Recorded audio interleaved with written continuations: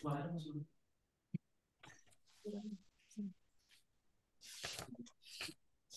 tes.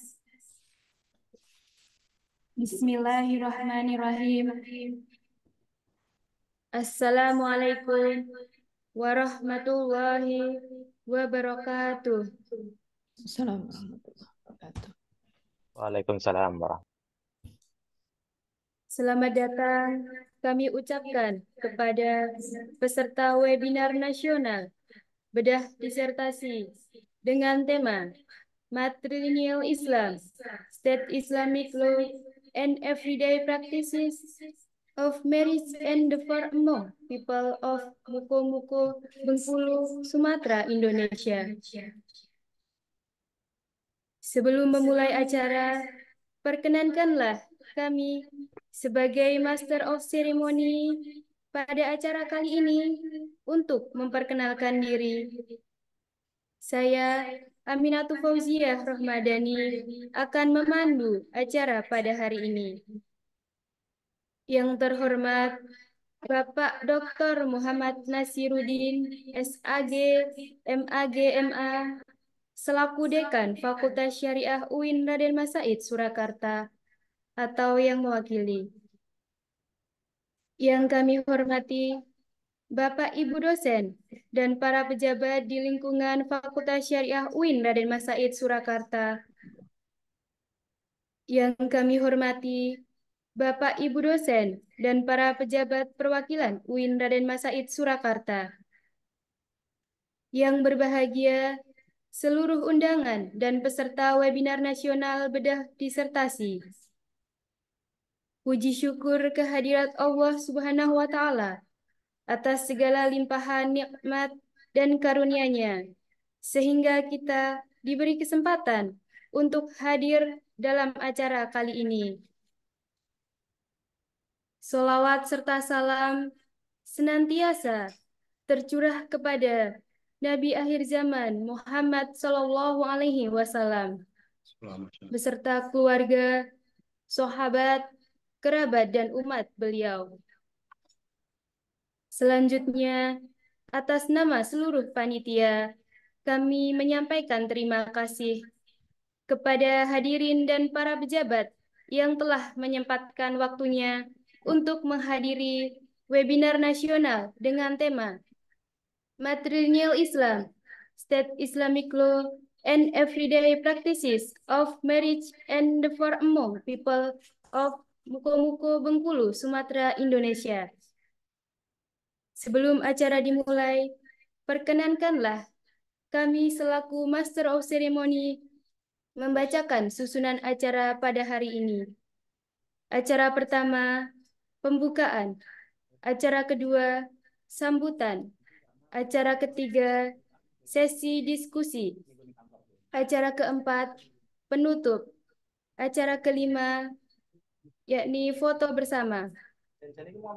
Langsung saja kita menuju ke acara yang pertama, yaitu pembukaan. Marilah kita buka acara pada hari ini dengan membaca Ummul Kitab. Al-Fatihah. Bukan masalah pikir, karena memang kondisi aku berusaha maksimal. Semoga dengan membaca Ummul Kitab, acara kita berjalan dengan lancar. Amin. Amin ya Rabbal Alamin. Memasuki acara selanjutnya, yaitu sambutan yang akan disampaikan oleh Bapak Dr. Muhammad Nasiruddin, SAG, MAG, MA, selaku Dekan Fakultas Syariah UIN Raden Mas Said Surakarta. Kepada Bapak Dr. Muhammad Nasiruddin, SAG, MAG, MA, kami haturkan. Assalamualaikum warahmatullahi wabarakatuh. Waalaikumsalam warahmatullahi wabarakatuh. Bismillahirrahmanirrahim. Alhamdulillahirabbil alamin. Shallallahu ala habibina rasulina Muhammadin wa ala alihi washabihi ajmain. Yang saya hormati para pimpinan di Fakultas Syariah Universitas Surakarta, Pak Uji, Pak Ujiatiga, para takdir, koordinator prodi, juga koordinator konsorsium syariah, hukum, beserta timnya, dan yang kami lihatkan narasumber kita pada siang hari ini, pertama ada Pak Al-Farabi, dosen Fakultas Syariah Universitas Surakarta, yang kali ini akan menyampaikan isi disertasi yang sudah beliau selesaikan di Leiden, dan alhamdulillah kita punya pembanding yang saya kira saya yakin tepat ya untuk membahas disertasi ini. Ada Prof. Mufi Hayat dari IAIN. Terima kasih kehadirannya, Prof. Saya berterima kasih kepada semua pihak yang sudah ikut mensukseskan kegiatan kali ini, dan kami sampaikan bahwasanya Konsorsium Ilmu Syariah mengadakan kegiatan rutin setiap bulan untuk diskusi dosen. Di antara yang bisa kita lakukan adalah diantaranya dosen-dosen yang menyelesaikan S3 itu kita minta untuk menyampaikan isi penelitiannya. Supaya apa? Supaya hasil penelitian itu tidak hanya dinikmati oleh peneliti dan juga mungkin para bimbing pengujinya, tetapi kita sebagai rekan dosen tentunya juga itu untuk mengetahui informasi terbaru terkait dengan penelitian yang dilakukan oleh dosen-dosen yang sedang atau baru saja menyelesaikan kuliah S3 ini. Beberapa waktu yang lalu misalnya kita menghadirkan Pak Nurul Huda yang sudah menyelesaikan S3 di UII, kemudian tentang zakat wakaf. Maka kesempatan kali ini kita minta Pak Al-Farabi menyampaikan apa isi disertasinya. Nah, saya melihat sudah ada perguruan tinggi lain yang menghadirkan Pak Al-Farabi untuk menyampaikan isi disertasinya. Masa kita yang punya justru malah ketinggalan nih. Saya tidak mau seperti itu. Ternyata informasi yang ada di disertasi itu kita sebagai sesama dosen fakultas syariah justru tidak mengetahui isinya secara baik. Tetapi supaya iklim akademiknya menjadi lebih baik lagi, maka kita menghadirkan pembanding yang tentunya akan memberikan perspektif dan memberikan manfaat juga kepada kita, dan juga mungkin Pak Al-Farabi untuk bisa mungkin ada penelitian itu yang ada celah-celah yang bisa memberikan masukan jadi penelitian yang lebih baik lagi di Indonesia. Memang kajian tentang dalam bahasa Pak Budi sosiolegal gitu ya. Kita ada dua ahlinya ini di Fakultas Syariah ini. Ada Pak Latif dan juga ada Pak Al-Farabi. Tentunya ini akan memberikan warna yang sangat baik di Fakultas Syariah untuk memberikan kajian tentang hukum Islam dari perspektif yang berbeda. Jadi melihat bagaimana praktek hukum Islam di masyarakat, kemudian bagaimana interaksinya, dinamikanya jika berhadapan dengan aturan negara dan juga dengan hukum Islam. Ini tentu sangat menarik karena hukum Islam tidak hanya dilihat dari sisi teksnya, tapi bagaimana interaksi antara hukum Islam itu dengan aturan negara, dengan hukum adat dan sebagainya yang antara satu dengan yang lain tentunya berbeda. Nah, penelitian yang dilakukan oleh Pak Al-Farabi ini menarik untuk bisa melihat hukum Islam dari sisi-sisi itu. Tentunya kita berharap metodologi nanti yang akan yang sudah dilakukan oleh Pak Al-Farabi dalam analisis persoalan ini nanti bisalah dibawa ke Fakultas Syariah, warnai penelitian mahasiswa maupun penelitian dosen, supaya juga melihat hukum Islam dari sisi-sisi itu. Nah, kami berharap nanti Pak Farabi 1-2 tahun yang akan datang lebih intens lagi untuk mengembangkan metodologi penelitian seperti ini di Fakultas Syariah, mewarnai Fakultas Syariah, penelitian mahasiswa, penelitian dosen. Itu yang bisa kami sampaikan. Sekali lagi terima kasih kepada Pak Farabi dan Prof. Musliha atas kesediaannya, dan juga teman-teman semuanya dosen. Saya mohon bisa menyimak ini dengan baik bagi tambahan wawasan kita dengan penelitian hukum Islam dalam sosiologi. Itu yang bisa kami sampaikan. Mohon maaf atas banyak pertanyaan. Selamat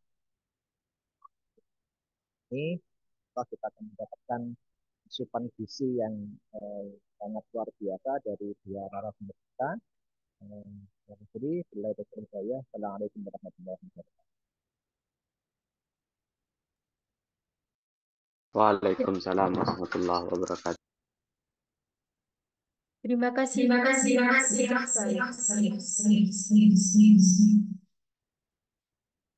Selanjutnya, memasuki acara inti, yaitu pemaparan materi sekaligus diskusi dan tanya jawab. Sebelum sesi diskusi, perkenankanlah saya memperkenalkan moderator dalam diskusi dosen kali ini. Nama Ibu Rohyatul Nikmah, Magister Hukum, tempat tanggal lahir Antambua 19 Juli 1993, riwayat pendidikan MI Al-Islamiyah Antambua, SMP Al-Ahzar Denayar Jombang, Mandarul Ulum Jombang, S1 Hukum Keluarga Islam UIN Sunan Kalijaga Yogyakarta, S2 Hukum Keluarga UIN Sunan Kalijaga Yogyakarta. Pekerjaan sebagai dosen tetap Prodi Hukum Keluarga Islam Fakultas Syariah UIN Raden Mas Said Surakarta. Acara akan berlangsung mulai pukul 13.30 sampai siang nanti. Kepada Ibu Rohyatul Nikmah Magister Hukum selaku dosen Prodi Hukum Keluarga Islam Fakultas Syariah UIN Raden Mas Said Surakarta, kami haturkan.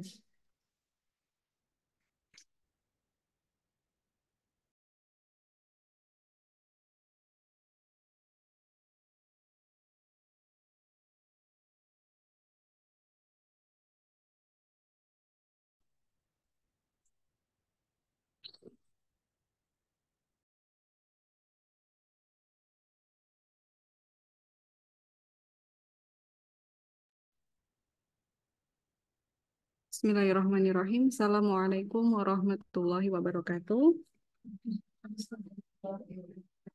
Alhamdulillahirabbil alamin wa bihi nasta'in ala umuri dunya waddin.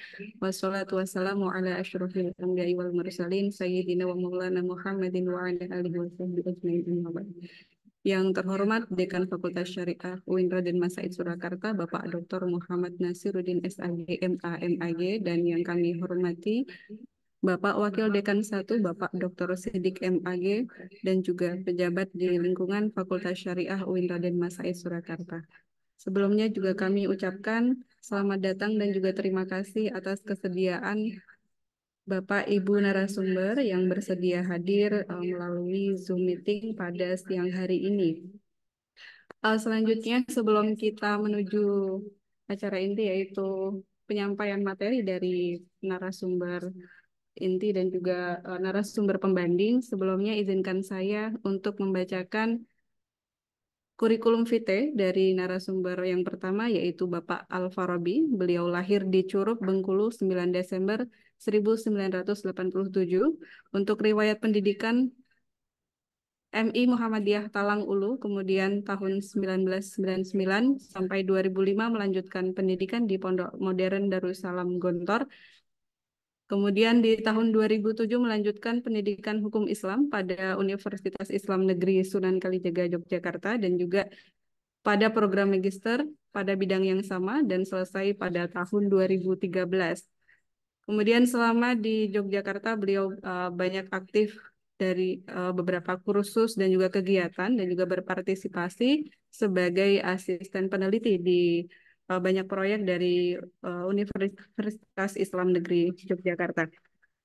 Kemudian di tahun 2015 mendapatkan beasiswa LPDP untuk program doktor, dan tahun 2016 beliau datang ke Belanda sebagai peneliti PhD di Leiden University Institute for Area Studies di bawah bimbingan Profesor Adrian Bettner. Saat ini beliau menjabat sebagai dosen tetap di Fakultas Syariah UIN Raden Mas Said Surakarta. Dan selanjutnya saya bacakan terlebih dahulu kurikulum vitae dari narasumber yang kedua, narasumber pembanding. Beliau adalah Profesor Dr. Mufli Hawijayati, MSI, lahir di Kalirejo, Lampung Tengah pada 7 Februari 1979. Untuk riwayat pendidikan, SD Negeri Kaliwungu 3, sekaligus beliau nyantri di Pondok Pesantren Al-Ihya Kalirejo, Lampung Tengah. Dilanjutkan MTSN Yogyakarta II dan juga nyantri di Pondok Pesantren Nurul Ummah Kota Gede, Yogyakarta. Kemudian untuk pendidikan menengah atas di MAPK, Man 1 Surakarta. Kemudian untuk S1 di Fakultas Syariah IAIN Sunan Kalijaga, Yogyakarta, sekaligus nyantri di Pondok Pesantren Al-Munawir, Kompleki Kerapia. Dan untuk program magister melanjutkan pada kampus yang sama, pada program studi hukum keluarga dan juga untuk program doktornya pada bidang hukum Islam di UIN Sunan Gunung Jati, Bandung. Tahun 2018 beliau mendapatkan beasiswa Partnership in Islamic Education Scholarship. Selain itu juga beliau sebagai dosen tetap di IAIN Metro Lampung dan juga aktif di berbagai organisasi, salah satunya KUPI, dan juga menjabat sebagai Ketua PSGA IAIN Metro Lampung. Selanjutnya, untuk mempersingkat waktu, kami berikan waktu kepada narasumber yang pertama, kepada Bapak Al-Farabi, kami persilahkan, kemudian nanti dilanjutkan oleh Prof. Mufliha Wijayati. Monggo, Pak Al-Farabi. Terima kasih Mbak Ika. Saya bisa share screen ya? Bisa ya. Bismillahirrahmanirrahim. Assalamualaikum warahmatullahi wabarakatuh. Pertama-tama, saya ucapkan terima kasih kepada Bapak Dekan, Dr. Muhammad Nasyuruddin, dan Pak WD1, Pak Dr. Sidik, dan saya juga ada Pak Sabik, Pak Dr. Sabik, dan Pak Fauzi, ada Bu Saidah, dan tentunya Pak Ahmadi, dan tidak lupa pula yang fotonya keren sekali ini, Pak siapa? Pak Kosim Khairul Anwar. Oke. Terima kasih. Perkenankan saya untuk memulai dan share screen. Dan Pak Zeno juga ya, kakak prodi saya yang sangat saya hormati. Pak Sigit dan sebagainya. Jadi ini sebenarnya saya sudah pertama bersharing isinya dulu tuh sudah pernah di diskusi dosen yang Pak Ahmadi yang tahun berapa dulu tuh, 2-3 tahun yang lalu dulu tuh. Kalau nggak salah Pak Dekan juga bertanya waktu itu. Tapi itu kan cuma partnya ya, dia ibarat belum dirangkum jadi satu buku gitu. Nah, jadi kalau di UIN Jogja dulu ketika diminta ya karena ada satu penguji, Bu Ois itu kan salah satu penguji saya yang meminta sharing di lembaga beliau. Saya sharing di situ. Nah, jadi itu backgroundnya dan saya mungkin share screen.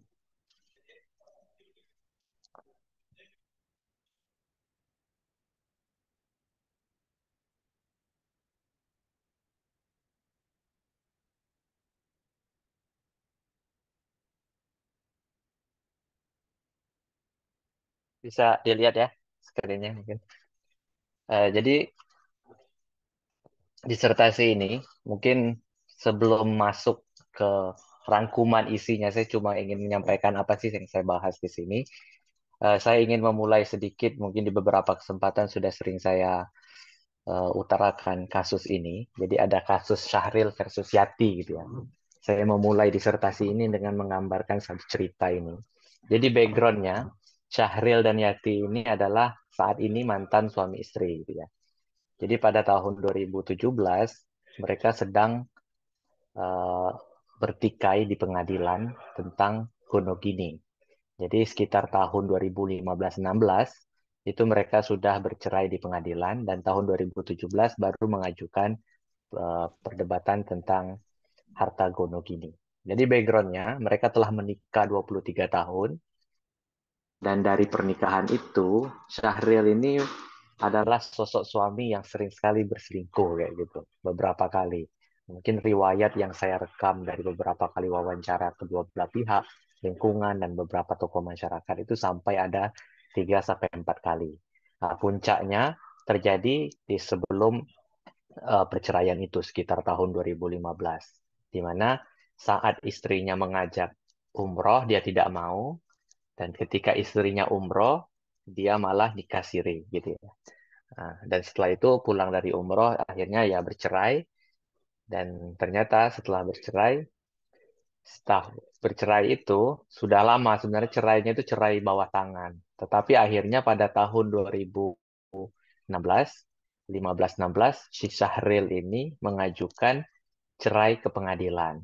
Ternyata itu adalah trik dia untuk mengajukan gugatan Gonogini setahun setelahnya. Itu backgroundnya. Nah, yang menarik, perdebatannya itu terjadi sangat intens dan kebetulan juga dibanding masyarakat umumnya, Syahril dan Yati ini pasangan yang walaupun tidak harmonis, tetapi secara ekonomi itu cukup berhasil gitu. Si Yati dengan tidak hadirnya suami yang suka kawin kemana-mana itu, malah berhasil membuat eh, toko manisan, kelontong, dan sebagainya. Dan dia investasikan juga ke kebun sawit. Pokoknya setelah ditotal itu ada sekitar hampir ya 4 miliar harta kekayaan itu. Nah, sesuai adat, Yati merasa aman gitu kan. Karena umumnya masyarakat matrilineal di Muko-Muko yang dulunya merupakan rantau dari Minangkabau ini, laki-laki itu cuma kalau pergi, itu pergi bawa pakaian saja gitu umumnya bahasanya. Nah, jadi maksimal pun membawa itu tidak lebih dari uh, seperempat kayak gitu, tidak lebih dari seperempat atau 25% lah. Karena 50 akan lari ke istri dan 25% sisanya akan lari ke anak kayak gitu. Karena dari sisi itu istri aman gitu kan. Nah, ternyata dengan mengajukan cerai ke pengadilan, si Syahril ini ingin melakukan upaya yang lebih serius. Dia ingin mendapatkan Gonogini 50-50 gitu. Jadi terbukti tahun 2017 dia mengajukan gugatan Gonogini. Nah, di mana dia tidak puas dengan pembagian yang ada di masyarakat atau di adat, dan dia membawa ke pengadilan agama untuk mendapatkan 50%. Perdebatan terjadi intens sekali, sampai itu tarik-menariknya sampai setahun. Kasus itu saya ikuti. Dan pada akhirnya, lelah mungkin, si Yati akhirnya menyerah. Dan mereka menyepakati saja, daripada nggak berkesudahan, akhirnya mereka menyepakati untuk menandatangani akta perdamaian. Jadi akhirnya dibagilah itu menjadi 50-50 setelah dikonversi semua aset gitu. Tapi yang menarik, itu bukan akhir dari perdebatan. Jadi di atas kertas atau di atas putusan, si Syahril ini menang. Namun prakteknya di masyarakat, tidak semua aset bisa dieksekusi. Jadi kejadian yang terjadi di masyarakat, misalnya ketika si Syahril ingin mengambil alih mobil yang bagiannya, kan mobilnya banyak sekali ya, ada truk, ada Pajero, ada banyak lah. Eh, itu yang ada di tangan anaknya, itu sampai kejar-kejaran pakai kapak, pakai pedang kayak gitu ya, bapak yang lari gitu. Dan Syahril pun sampai saat ini belum memberikan jatah ke anak yang terakhir kayak gitu. Tapi intinya ada perdebatan, penyelesaian di masyarakat di-challenge oleh suami ke pengadilan agama, dan setelah itu penyelesaian itu menang suami, namun dalam realitas di masyarakat belum tentu menang, karena tidak semua yang menang di atas kertas bisa dieksekusi. Nah, jadi itulah gambaran kompleksitas atau salah satu kasus dari disertasi yang saya angkat. Jadi apa yang saya lihat sebenarnya, penelitian ini sebenarnya ingin melihat, yang pertama ya, saya ingin melihat bagaimana perkawinan dan perceraian, dan tentunya perdebatan, konflik yang muncul dari perkawinan dan perceraian, itu terjadi, dilakukan dalam praktek sehari-hari. Untuk melakukan itu, saya melihat melakukan analisis hukum, menggunakan analisis historis, background-nya, dan tentunya core dari studi ini adalah studi etnografi. Core-nya itu ya everyday practice, yaitu research etnografi. Nah, untuk melakukan riset ini saya lakukan di 3 situs yang berbeda, namun tidak bisa dipisahkan, ya gitu ya. Connected, different but connected sites. Jadi maksudnya tempat riset ini ada 3 level gitu ya. Yang pertama, level everyday practice praktek keseharian kawin cerai dan konflik yang terjadi betul-betul terjadi di masyarakat. Yang kedua, saya masuk ke level pengadilan tingkat pertama kayak gitu ya. Nah, baru yang ketiga, saya juga melakukan analisis pada level nasional dengan melihat putusan-putusan terkait yang relevan di bidang hukum keluarga tentang kawin cerai di Kamar Agama di Mahkamah Agung. Jadi risetnya ini di 3 situs ini. Desa, naik ke kabupaten, dan nasional kayak gitu ya. Tapi di pengadilan ya tentang dispute. Kenapa saya melakukan ini? Apa sih goalnya? Nah, goalnya ini sebenarnya itu untuk memahami kompleksitas hubungan gitu loh. Antara di satu sisi interpretasi hukum Islam yang dipromosikan oleh negara. Karena kita harus tahu ya, khusus bidang hukum keluarga, negara itu kan masuknya jauh. Sampai mempromosikan hukum keluarga versi negara. Ya bentuknya apa? Yang paling clear itu kompilasi hukum Islam. Yang kedua, saya ingin melihat bagaimana ini berinteraksi kompleksitasnya dengan yang ada di masyarakat. Karena kita tahu, seperti di Solo saja, variasi di masyarakatnya itu kan di kalangan MTA, di kalangan Nahdliyin, di kalangan Muhammadiyah, dan PKS, itu kan punya variasi. Gitu. Nah, itu aja seperti itu. Dan saya mengambil contoh yang cukup ekstrim. Saya mengambil masyarakat Muslim pesisir yang dulunya adalah rantau Minangkabau. Nah, dari sini saya ingin melihat bagaimana sih kompleksitas. Karena walaupun kita harus mengakui yang dipromosikan negara itu penuh dengan reformasi, tetap saja core dasarnya itu kan terinspirasi dari tafsir hukum keluarga atau fikih yang punya kecenderungan patrilineal gitu. Nah, kasus Muko-Muko ini menjadi batu uji karena dia Islam yang punya template yang matrilineal kayak gitu ya, seperti kebalikannya dari yang dipromosikan negara kayak gitu. Nah, untuk itu sebagai pedoman masih bisa diikuti ya. Oke. Sebagai pedoman, penelitian ini mencoba mengangkat 3 pertanyaan ini. Pertanyaan pertama, saya ingin menanyakan bagaimana orang atau komunitas muslim yang berada di pinggiran tanda kutip gitu ya, mengkonstruksi dan memelihara hukum Islam versi mereka di bidang perkawinan dan cerai dalam kaitannya ketika berhubungan dengan interpretasi yang dipromosikan oleh negara. Jadi seperti yang saya katakan tadi. Pertanyaan kedua, ini yang menjadi pedoman untuk melihat di pengadilan ya. Bagaimana para hakim ketika dihadapkan dengan variasi di masyarakat itu?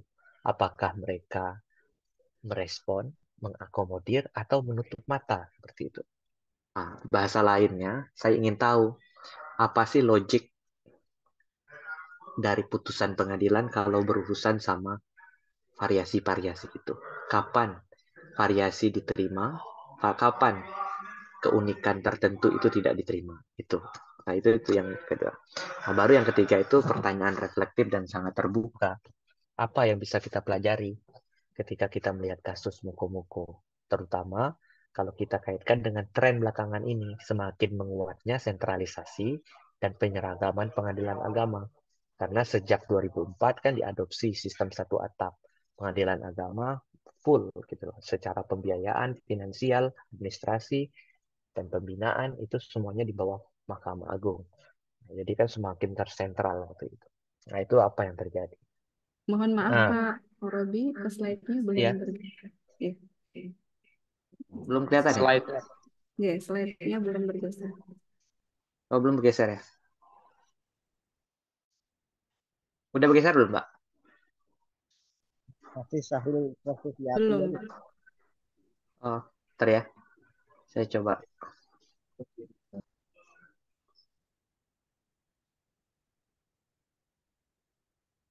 Belum juga, Mbak. Masih slide Iya, belum. Aduh. Saya kirim aja ya ke... Iya. Bentar ya. Stop.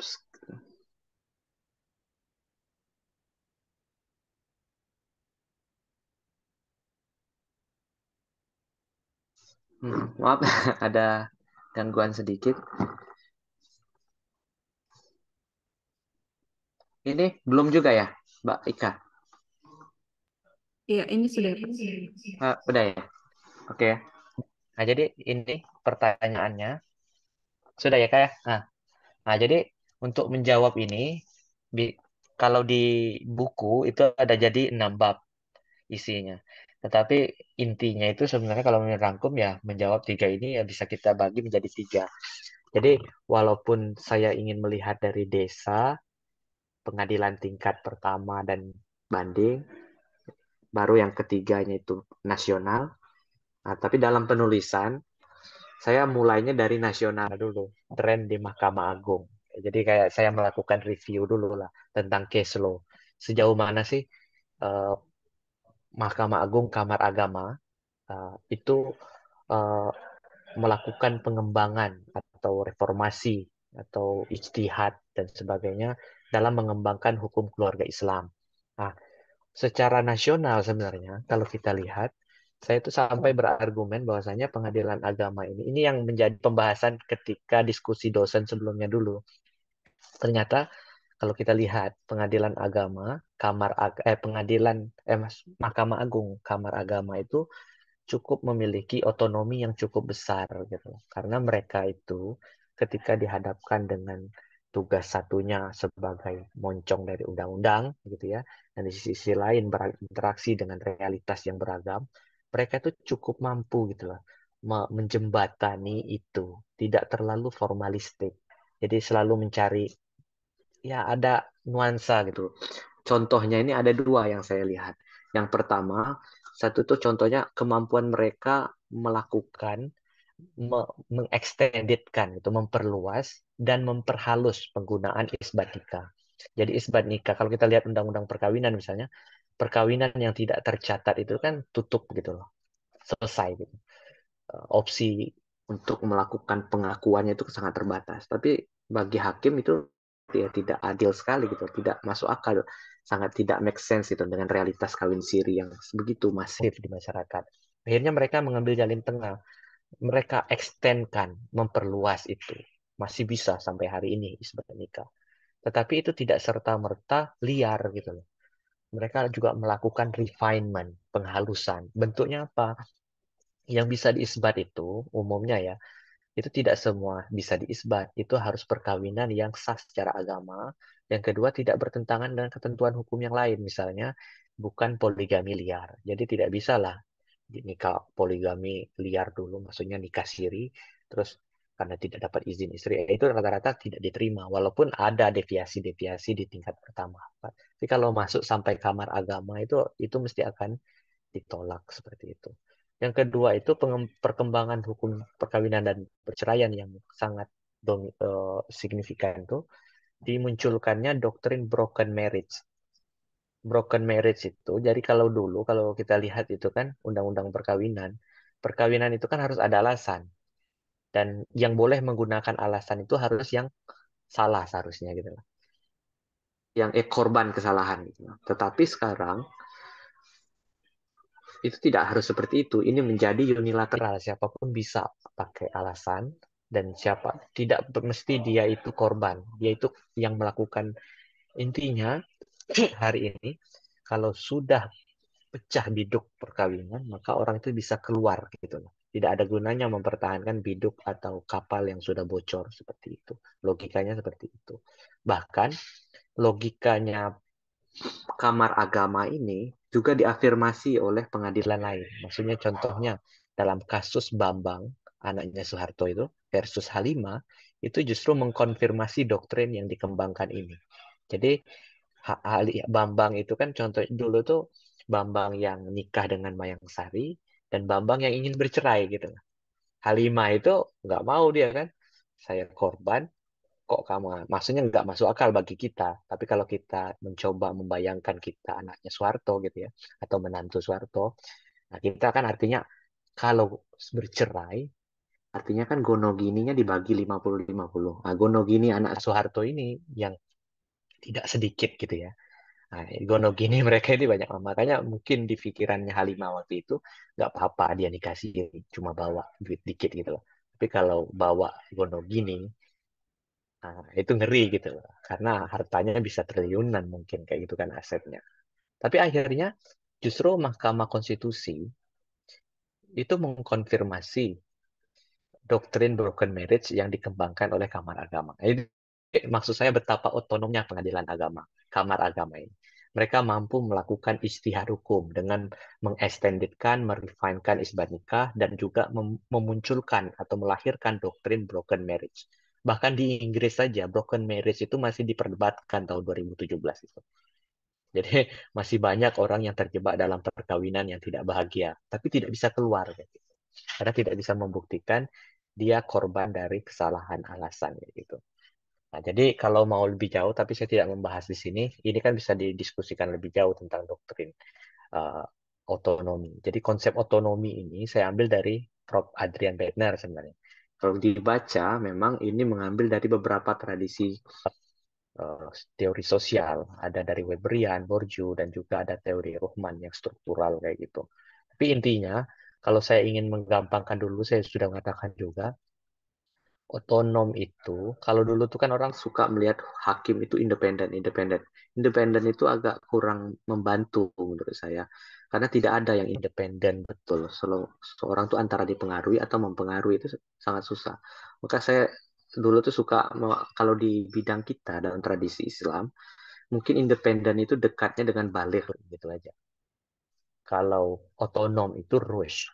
Rush itu kan kematangan tidak hanya biologis, tetapi juga matang secara spiritual, emosional, dan sebagainya. Jadi ketika saya katakan hakim pengadilan agama tingkat nasional umumnya itu cenderung otonom, itu maksudnya rush sebenarnya. Jadi mereka tahu kapan memperluas isbat nikah, kapan menghaluskan, kapan menggunakan broken marriage, kapan juga menggunakan alasan full kembali kayak gitu. Karena belakangan seperti di sini, kalau secara linier broken marriage itu membuat perceraian itu no fault, tidak perlu siapa yang salah. Tapi belakangan bagi hakim pengadilan agama kok terasa tidak adil ya. Kalau ada korban, kok perceraiannya cuma dianggap netral saja gitu. Akhirnya dalam beberapa putusan kembali lagi hakim pakai lagi broken marriage cerainya, tetapi pembagian gonogininya pakai konsiderasi fall base. Jadi itu panjang ya. Jadi salah tidak salah itu dipakai lagi, tapi di kasus pembagian gonogininya, pengasuhan anaknya gitu. Tapi cerainya tetap broken marriage. Nah, ini kan perlu apa ya? Kematangan toh untuk bisa bergerak tidak terlalu liar, tetapi tidak juga terjebak terlalu formalistik. Itu yang disebut dengan otonom. Saya berargumen seperti itu. Nah, jadi kalau kita lihat di Indonesia, mau direfleksikan, ternyata memang kita tidak bisa terjebak dalam gambar yang di kiri itu, mendefinisikan hukum yang terlalu over inklusif, terlalu liar, atau yang under eksklusif, yang terlalu sempit. Karena dalam kasus Pak Indonesia, Pak Robi, PPT-nya masih belum ya, bergerak ini. oh gitu ya, emang agak masalah ini saya deh. Jadi, sebentar ya Pak, seharusnya tadi lewat itu saja.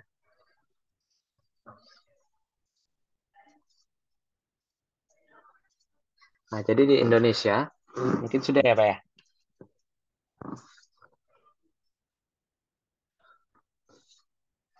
Nanti saya share saja PowerPoint-nya. Kalau nanti. Nah, jadi intinya, di Indonesia itu, hukum keluarga Islam, itu bisa jadi contoh gitu. Di mana hukum keluarga Islam di Indonesia tidak hanya dikembangkan melalui proses legislasi, dengan. Tetapi ternyata kalau kita lihat, juga kalau didemonstrasikan di disertasi saya itu di bab 1 itu tentang judisialisasi.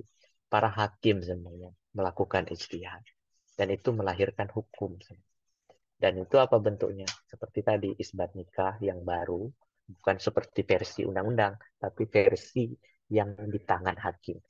Juga doktrin broken marriage.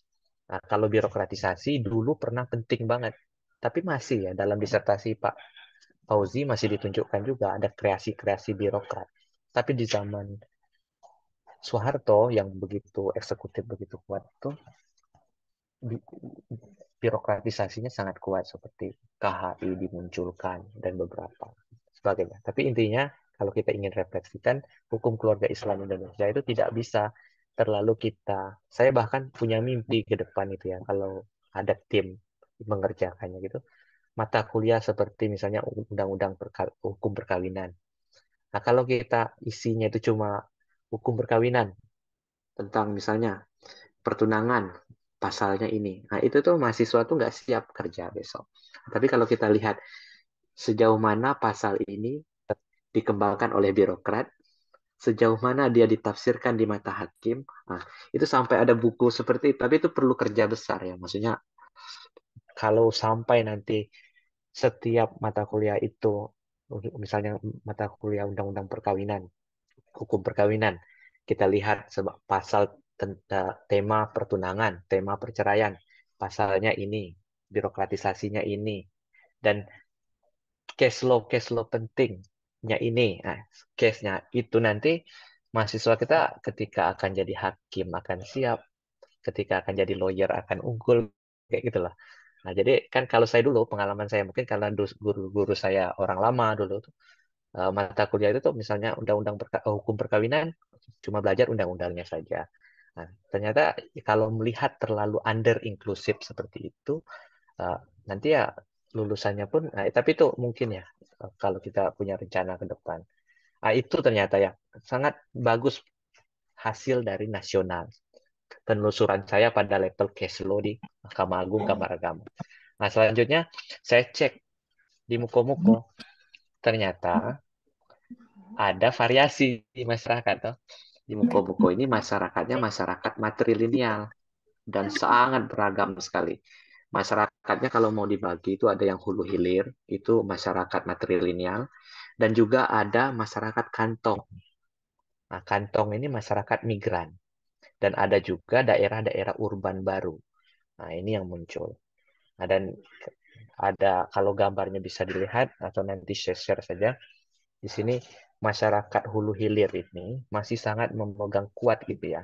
Kalau share screen-nya bisa dilihat itu di gambar saya contoh perlihatkan itu untuk acara nikahan saja untuk apa istilahnya mengikat panggung-panggungnya itu bukan tali, itu masih dibuat dari apa kulit pohon tertentu yang sangat fleksibel gitu loh.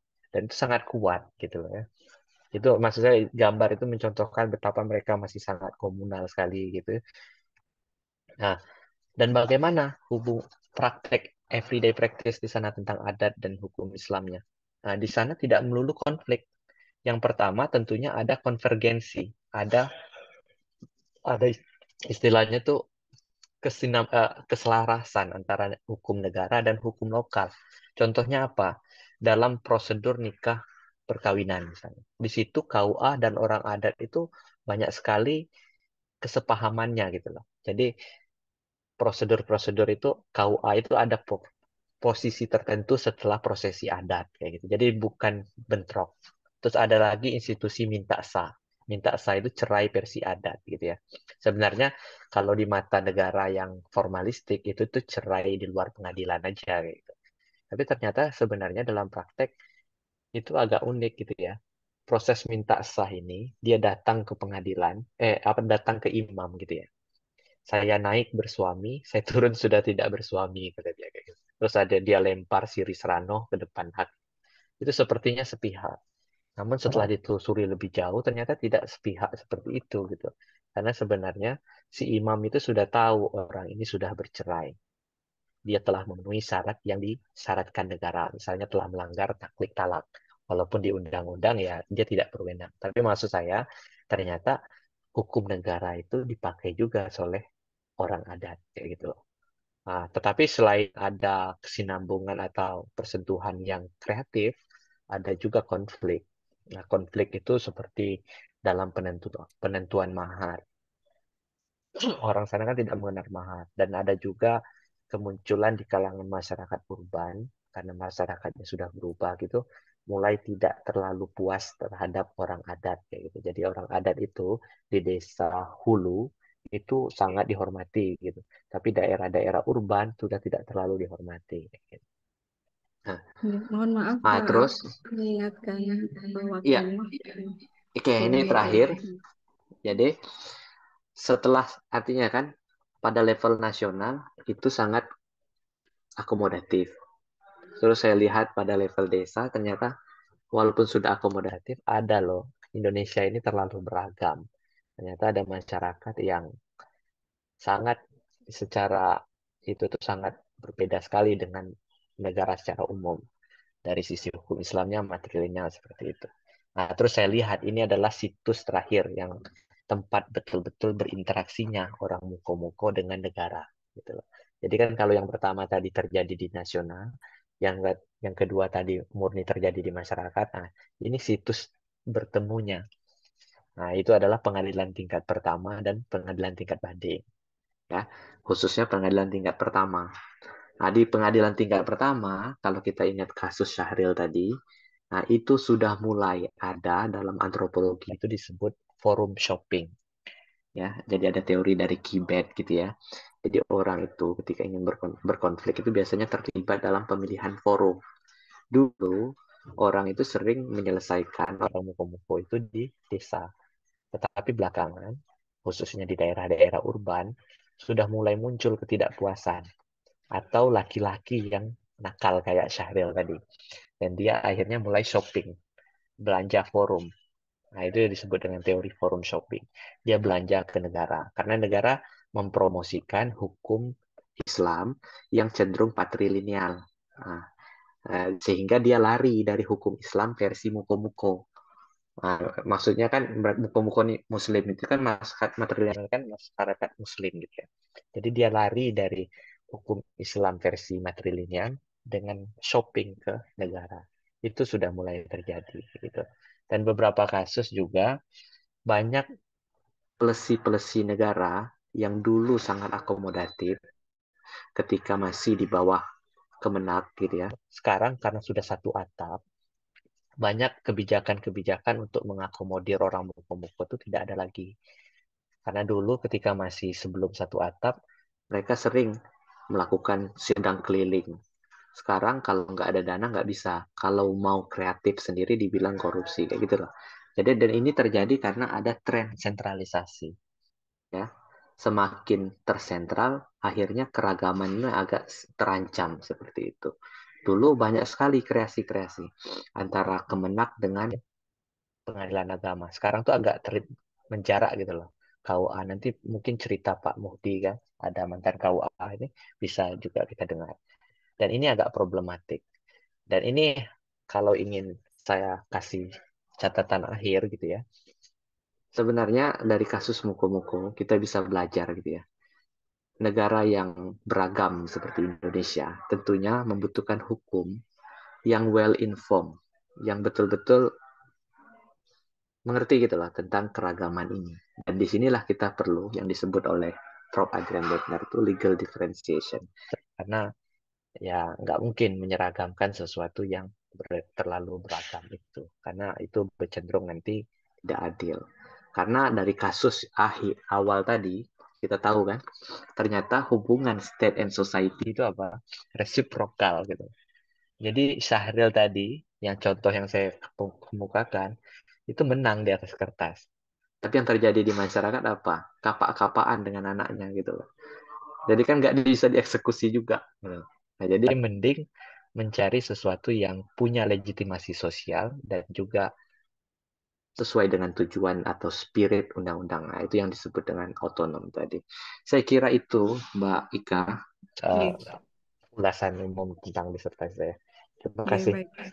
Terima kasih atas penyampaian materi dari Bapak Al-Farabi tadi sudah disampaikan mengenai bagaimana praktek perkawinan dan perceraian di Muko-Muko dan juga pada tingkat berbeda ada di Kamar Kamar Agama Mahkamah Agung dan juga di Pengadilan Agama tingkat pertama di Kabupaten sudah disampaikan bagaimana penyelesaian ya ataupun konflik yang terjadi di antara tiga level tersebut. Untuk selanjutnya kami persilahkan kepada narasumber pembanding Profesor Mufliha Wijayati. Waktu dan tempat kami persilahkan. Ya, terima kasih. Assalamualaikum warahmatullahi wabarakatuh. Suara saya terdengar ya, Mbak Ika ya? Nggih, Waalaikumsalam Oke, warahmatullahi baik. wabarakatuh. Oke, yang saya hormati Pak Dekan, Dr. Muhammad Nasiruddin, Pak Al-Farabi, PhD, dan juga kawan-kawan di UIN Raden Mas Said, Surakarta. Em, Pertama-tama mungkin saya menyampaikan rasa terima kasih karena sudah menjadi bagian dari diskusi teman-teman di Surakarta. Saya kira ini satu kehormatan buat saya untuk dipaksa membaca gitu ya. Hari ini energi kita untuk membaca itu kan sangat tipis gitu. Jadi kadang harus mencari pihak ketiga untuk memaksa kita membaca gitu. Dan di poin ini saya harus berterima kasih sekali dengan teman-teman di Surakarta yang memaksa saya untuk membaca karya luar biasa dari Mas Al-Farabi gitu. Tentu saya tidak berposisi sebagai narasumber ya, mungkin sekedar memberikan satu catatan apresiatif ya atas karya yang sudah dilahirkan oleh Mas Farabi dengan sangat distintif gitu ya, dan saya kira kontribusi yang disampaikan ya, kontribusi dari karya ini telah disampaikan oleh Pak Farabi secara detail di dalam presentasi tadi. Izinkan saya untuk sekedar ini ya, berbagi catatan. Di mana letaknya ya? Sebentar.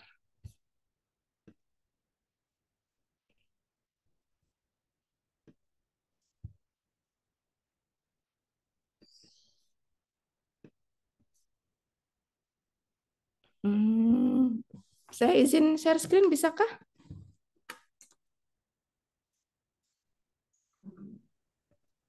Monggo. Oh, kenapa tidak bisa ya dari sini?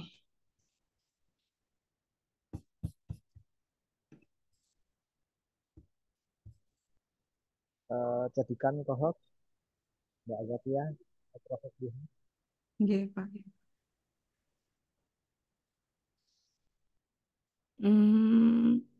Ya.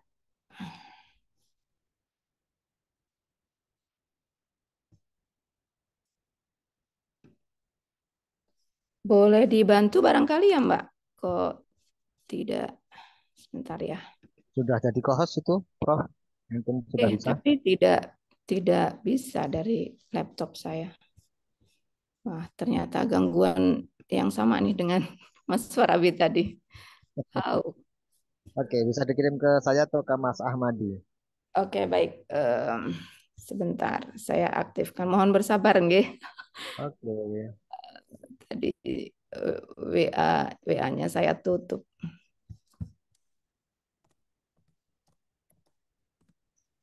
Hmm, hmm, hmm, hmm, hmm.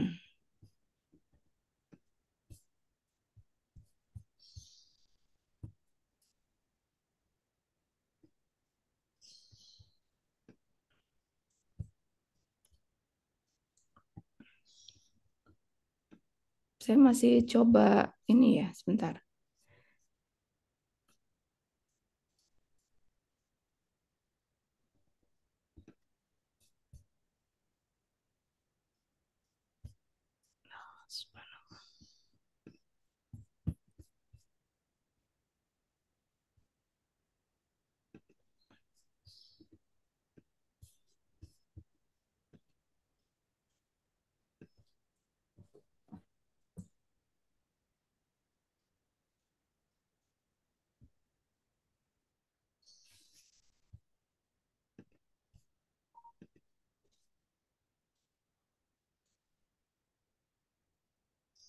Saya kirim ke Mas Ahmad ya.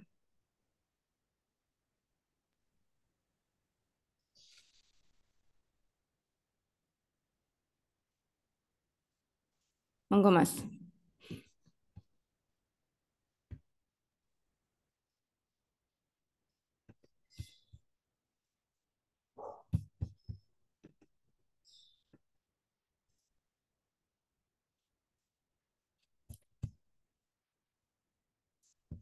Sampun, sudah diterimakah? Sudah diterima, sudah Bid. Oke. Ya. Oke, sambil menunggu ininya nggih, proses menampilkan PPT-nya. Yang pertama kali ingin saya sampaikan ini ya, jadi saya agak ragu untuk menempatkan poin dari disertasi ini, apakah ini bagian dari resiliensi hukum adat atau ini menjadi bagian dari marginalisasi hukum adat oleh negara gitu. Nah, ini nanti barangkali menjadi ruang diskusi kita bersama ya. Dan poin yang kedua, interaksi antara hukum adat dan hukum Islam versi negara itu apakah bagian dari kontestasi atau dia semacam pergumulan gitu ya. Pergumulan antara hukum Islam mazhab negara dengan hukum adat atau tradisi yang berkembang di wilayah Muko-Muko. Nah, ini nanti barangkali dua poin ini bisa menjadi bahan diskusi kita bersama. Sudah siap, Ibu. Baik. Ya.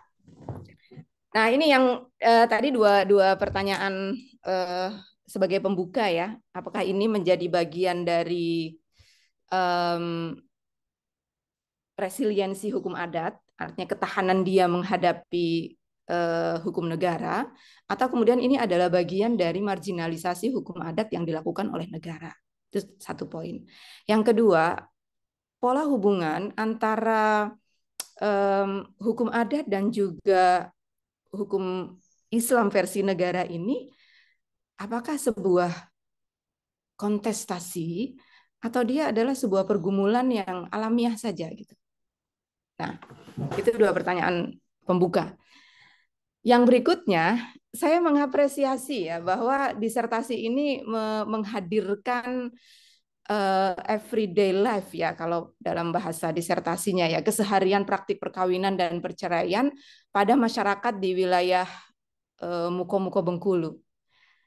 Ini mohon maaf Pak Farabi, siapa sih yang tahu Muko-Muko gitu? Ini kan wilayah yang boleh dikatakan wilayah periferi ya kalau dalam bahasa Pak Farabi ya.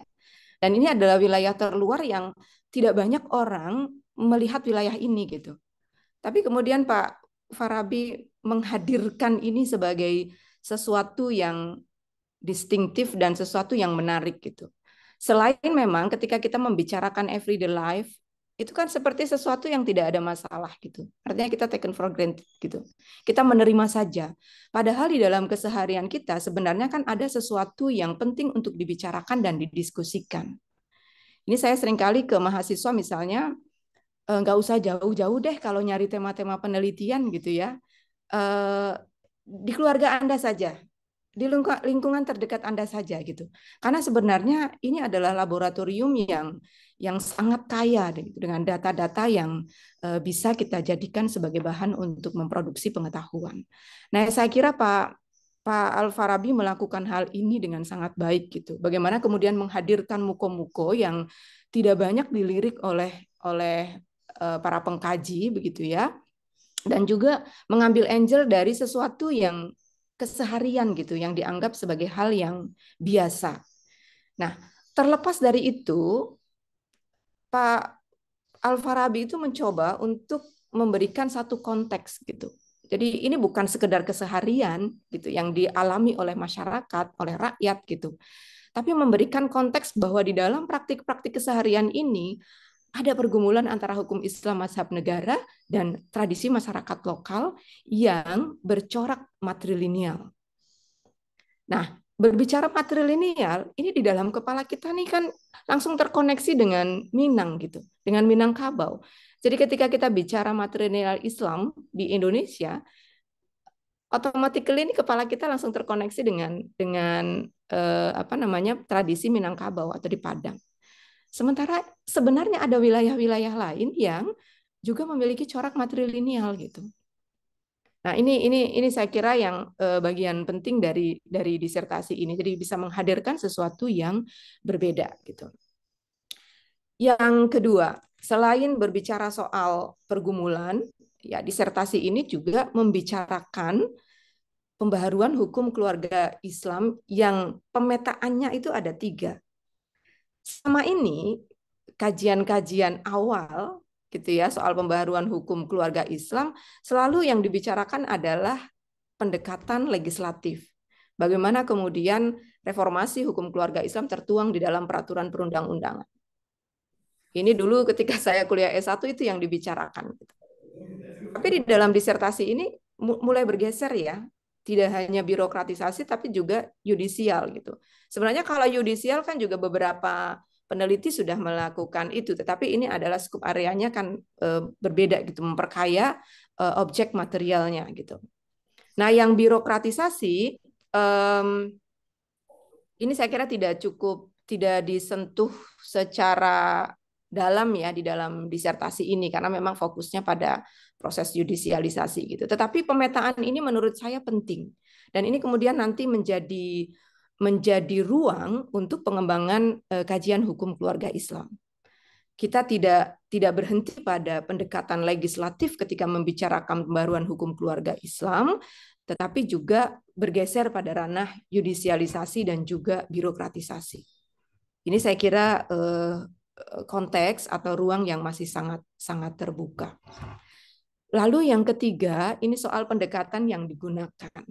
Saya berulang kali mengatakan senang membaca karya-karya ulama mazhab Leiden gitu ya, ulama hukum mazhab Leiden yang kajiannya itu mazhabnya tuh sangat kuat gitu.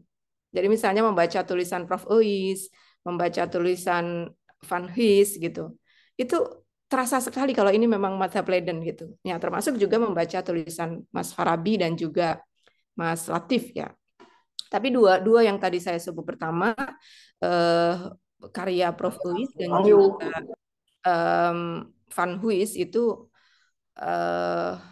dua karya ulama Leiden yang sempat saya baca. Tetapi saya ingin mengatakan bahwa sosiolegal atau madhab sosiolegal di dalam kajian-kajian teman-teman dari Leiden itu sangat kuat gitu. Nah, di dalam disertasi Pak Farabi ini kan membicarakan ya aspek normatif dibicarakan, kemudian memberikan konteks kesejarahannya dan juga mendayagunakan kerja-kerja etnografi di dalam proses pengumpulan data yang saya kira ini tidak mudah gitu.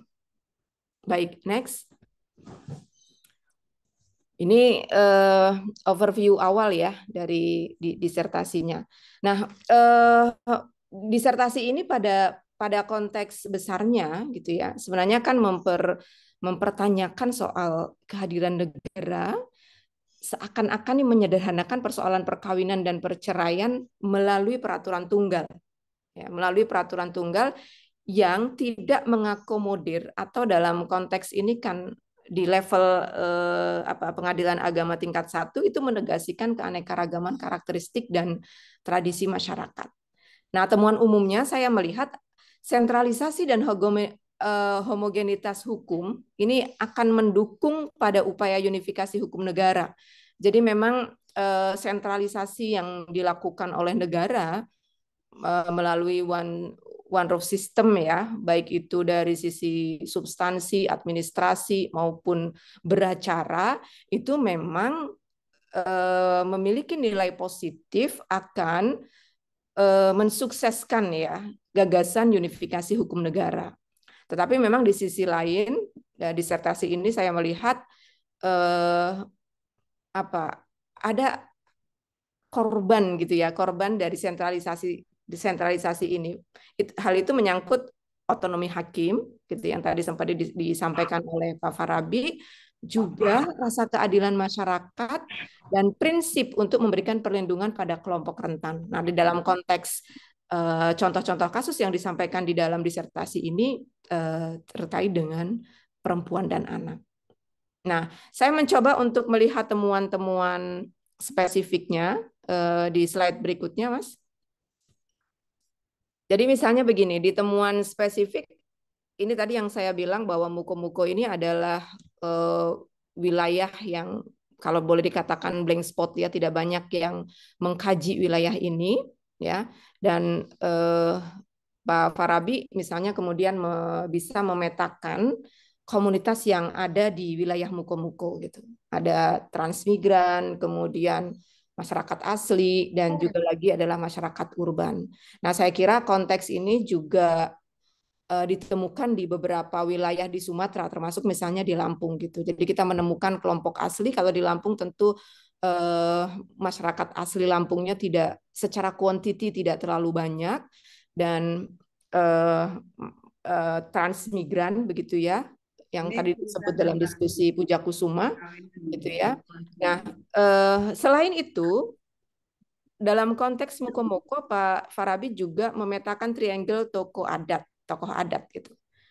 Jadi ada tetua gitu ya, ada ketua, terus kemudian ada orang yang memang berbicara soal agama gitu, daily activity yang berkaitan dengan keagamaan. Nah, ini adalah semacam peta konteksnya gitu ya, peta konteksnya.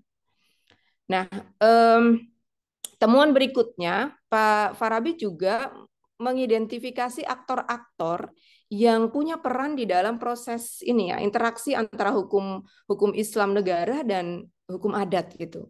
Ada aktor negara, ada aktor kuasi negara yang ini sebenarnya representasi negara tapi dia bukan menjadi bagian negara.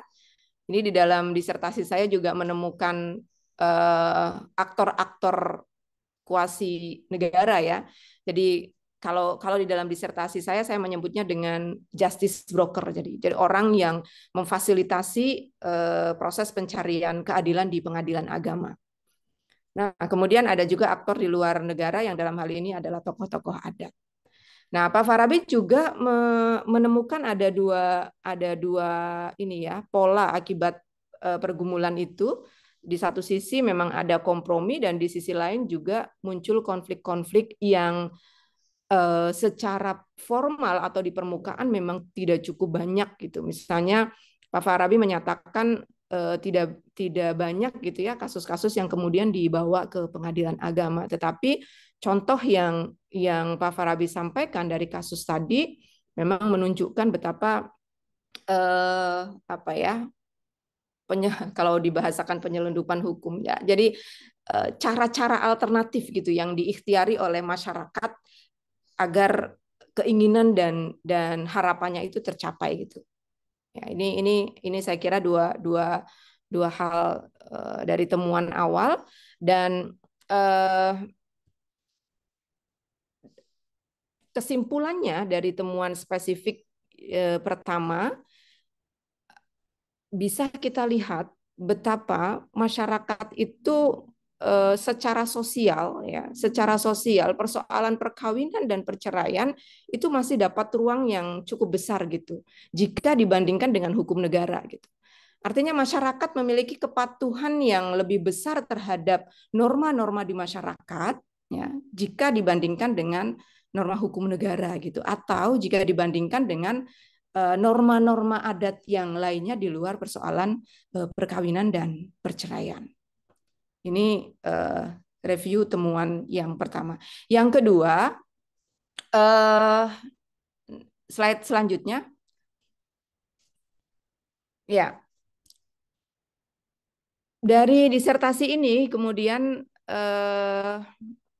ditemukan perkara-perkara yang diajukan ke Pengadilan Agama baik Arga Makmur ataupun Muko-Muko, ini dua lembaga peradilan yang dalam proses penelitian tadinya menjadi satu kemudian ada dua pengadilan ya.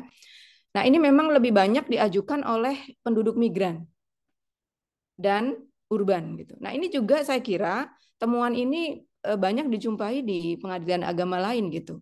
Termasuk misalnya ya yang di konteks Lampung juga seperti itu. Jadi sedikit sekali menemukan perkara-perkara yang diajukan oleh masyarakat adat gitu. Jadi sebagian besar perkara yang masuk di Pengadilan Agama Lampung adalah perkara yang diajukan oleh imigran gitu. oleh orang Jawa, oleh orang Padang, dan lain sebagainya. Termasuk juga misalnya di Papua, di Wamena, itu juga begitu. Jadi masyarakat asli sendiri jarang yang menggunakan pengadilan agama untuk menyelesaikan konflik mereka. Nah, ini saya sekedar mengulang yang tadi disampaikan oleh Pak Farabi ya, bahwa di level nasional para hakim itu relatif lebih otonom dan responsif gitu ya, barangkali ya bahasanya ya. Hakim lebih memiliki otonom untuk melakukan tafsir begitu ya terhadap norma-norma yang diberlakukannya. Nah, hanya di level lokal terasa sekali bahwa hakim mengabaikan nilai-nilai tradisi lokal. Kalau tidak salah ada beberapa putusan yang ternyata itu menegasikan atau mengabaikan rasa keadilan masyarakat. Jadi hakim cenderung formalistik di dalam memutuskan satu perkara. Nah, di poin ini saya kira belum nampak analisis mengapa gitu. Apakah karena faktor beban perkara atau terintimidasi oleh sistem yang sangat sentralistik gitu. Nah, saya kira di poin ini barangkali nanti kita bisa melakukan pendalaman lebih jauh. Nah, di temuan yang ketiga, next slide. 3 dan 4 gitu. Tadi saya kira ini juga sudah disampaikan ya. Justru dengan adanya one roof system yang digadang-gadang ini telah berhasil mereformasi sistem peradilan di Indonesia, tetapi temuan ini kemudian melihat ada sisi lain gitu, bahwa dengan adanya one roof system, baik itu pada birokrasi, administrasi, substansi maupun di dalam hukum beracara, tapi ternyata ada hal yang harus dibayar mahal begitu ya terkait dengan otonomi hakim tadi disampaikan. Terus kemudian yang paling terasa di masyarakat adalah biaya berperkara semakin mahal karena fasilitas sidang keliling menjadi terbatas. Nah, poin yang kedua, sentralisasi dan homogenisasi sistem peradilan ini di satu sisi memang memberikan satu kepastian hukum yang lebih kuat gitu ya. Jadi memang ya karena kan jelas putusannya sesuai dengan apa yang tertera di dalam peraturan perundang-undangan gitu. Tetapi di sisi lain ini juga memberangus rasa keadilan dari masyarakat lokal. Dan ini saya kira poin penting yang harus di-highlight gitu.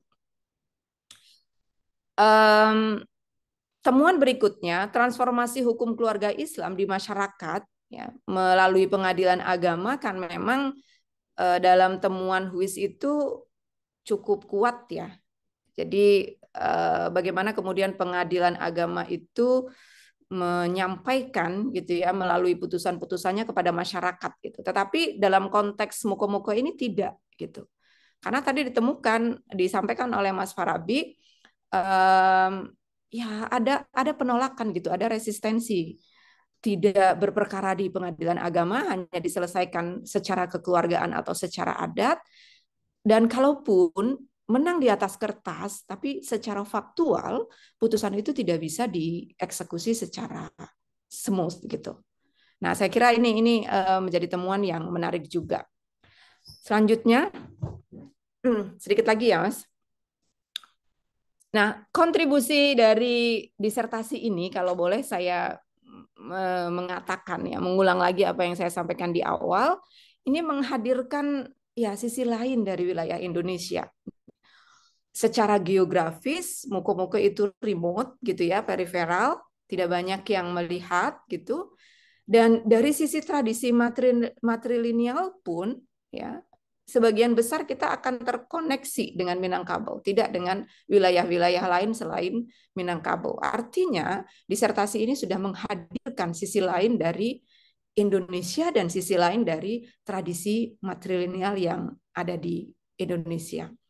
Sayangnya, dalam disertasi ini, misalnya Pak Farabi tidak memotret ya keberadaan semendo lain gitu. Jadi ternyata saya menduga ada irisan juga dengan semendo yang ada di Lampung dan juga di Palembang. Saya belum mendalami betul dengan dengan komunitas ini, tetapi mereka menyatakan dia tidak Lampung dan tidak juga Palembang gitu. Jadi dia semacam subkultur sendiri gitu. Tetapi memang nuansa matrilinealnya cukup kuat gitu. Nah, mungkin nanti barangkali Pak Farabi juga bisa menghubungkan gitu antara semendo yang ada di wilayah lain selain Muko-Muko, hubungannya dengan termasuk juga dengan Minangkabau. Nah, kontribusi yang kedua ini terkait dengan 3 pendekatan yang tadi sudah saya sampaikan di awal gitu. Jadi tiga pendekatan dalam pembaharuan hukum keluarga Islam itu saya kira ketiga-tiganya itu menjadi ruang kajian yang perlu kita dalami gitu. Kalau selama ini yang lebih banyak dibicarakan adalah reformasi dalam bidang peraturan perundang-undangan, ya ternyata di wilayah yudisial juga syarat dengan pembaharuan yang dilakukan oleh hakim dan perangkat-perangkatnya. Termasuk juga birokratisasi. Ini saya kira ini ruang yang masih lebar ya untuk kajian hukum keluarga Islam gitu. Meskipun tadi menyebut Pak Latif kajiannya juga bicara di bagian ini gitu. Nah, yang berikutnya ini saya melihat lompatan yang dilakukan oleh Pak Farabi gitu.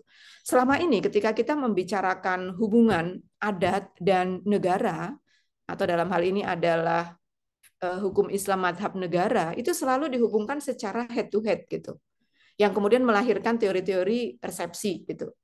Jadi kemudian mana yang dikalahkan, hukum adatnya atau hukum Islamnya. Selama ini kan kajiannya selalu dibenturkan gitu. Tapi kajian ini ternyata memberikan potret yang menurut saya lebih kompleks gitu, tidak sederhana gitu, bahwa hubungan negara dan adat itu tidak selalu hitam putih, tidak selalu harus dibentur-benturkan gitu.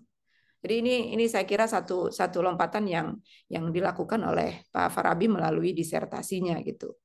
Meskipun secara faktual teoritisasinya ini kan agak sulit dibayangkan gitu. Gimana hukum yang saling tembus, hukum yang saling tumpang tindih gitu.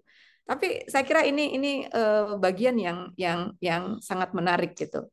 Tentu berbeda ketika membicarakan ini ya tadi yang hubungan yang head to head gitu. Ini jelas dikalahkan, ini jelas dimenangkan gitu. Tapi kalau kajian ini kan kemudian melihat satu waktu gitu, hukum adat bisa harmoni gitu dengan negara. Tapi di waktu yang lain juga akan sangat resisten gitu. Nah, saya kira ini temuan yang sangat menarik. Terakhir, saya ingin menghubungkan dengan slide berikutnya. Saya coba menghubungkan dengan peta kajian ya yang coba saya proyeksikan dalam orasi ilmiah saya gitu. Jadi orasi ilmiah saya kemarin berbicara tentang the future of Islamic family law, yang kemudian saya memetakan tiga kajian yang memungkinkan dilakukan oleh para pengkaji hukum keluarga Islam. Yang pertama adalah hukum Islam dihubungkan dengan adat. Saya melihat ini menjadi ruang yang masih sangat luas untuk para pengkaji hukum keluarga Islam. Jadi hubungan adat dan hukum Islam begitu, dan ini dibuktikan oleh kajian terhadap muko-muko gitu. Jadi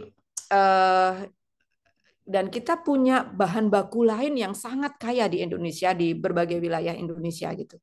Jadi saya menegaskan gitu ya, mengapresiasi dan kemudian mendorong kajian hukum Islam dan hukum adat itu untuk terus dilakukan untuk agar reproduksi pengetahuan itu terus berlanjut, yang bahan bakunya adalah keragaman dan kearifan lokal yang ada di Indonesia. Nah, peta yang kedua sebenarnya di dalam proyeksi kajian hukum keluarga Islam, saya mencoba melihat hubungan antara hukum keluarga Islam dengan modernitas, di mana hukum Islam bisa dikaitkan dengan misalnya dengan HAM gitu ya, dengan isu-isu global gitu. Dan yang ketiga, hukum keluarga Islam dihubungkan dengan disrupsi digital gitu, di mana ini menjadi tantangan yang sangat serius soal pinjol, soal judi online yang hari ini sedang viral gitu ya, ternyata memang merangsek dan berpengaruh terhadap ketahanan keluarga-keluarga Indonesia gitu. Nah, ini saya kira saya mencoba meletakkan dalam konteks proyeksi kajian Islam, hukum keluarga Islam masa depan. Nah, yang terakhir ini saya kira bagian penting lain adalah hukum keluarga Islam itu jangan semata-mata dijadikan sebagai alat legitimasi negara untuk menghukum yang berbeda gitu, atau untuk mengalahkan yang berbeda gitu. Tapi bagaimana hukum keluarga Islam itu bisa menjadi tool, alat untuk menjembatani antara keragaman praktik di masyarakat dan hubungannya dengan negara yang mencita-citakan unifikasi hukum gitu. Tetapi ini bagian dari apa ya? Imajinasi dalam orasi ilmiah saya, dan barangkali di ruang ini kita bisa berdiskusi bersama. Saya kira itu sedikit catatan pinggir dari saya, dan saya kembalikan ke moderator. Terima kasih. Assalamualaikum warahmatullahi wabarakatuh. Waalaikumsalam warahmatullahi wabarakatuh. Waalaikumsalam Terima warahmatullahi kasih banyak wabarakatuh. atas penyampaian dari Prof. Mufliha Wijayati. Selanjutnya, tadi sudah disampaikan overview disertasi dari Prof. Mufliha Wijayati terkait temuan umum dan juga temuan secara spesifik dari Bapak Al-Farabi. Kita lanjutkan untuk sesi diskusi. Kami buka untuk 3 penanya. Monggo Bapak Ibu, apabila ada yang ingin ditanyakan bisa langsung diaktifkan mikrofonnya. Monggo.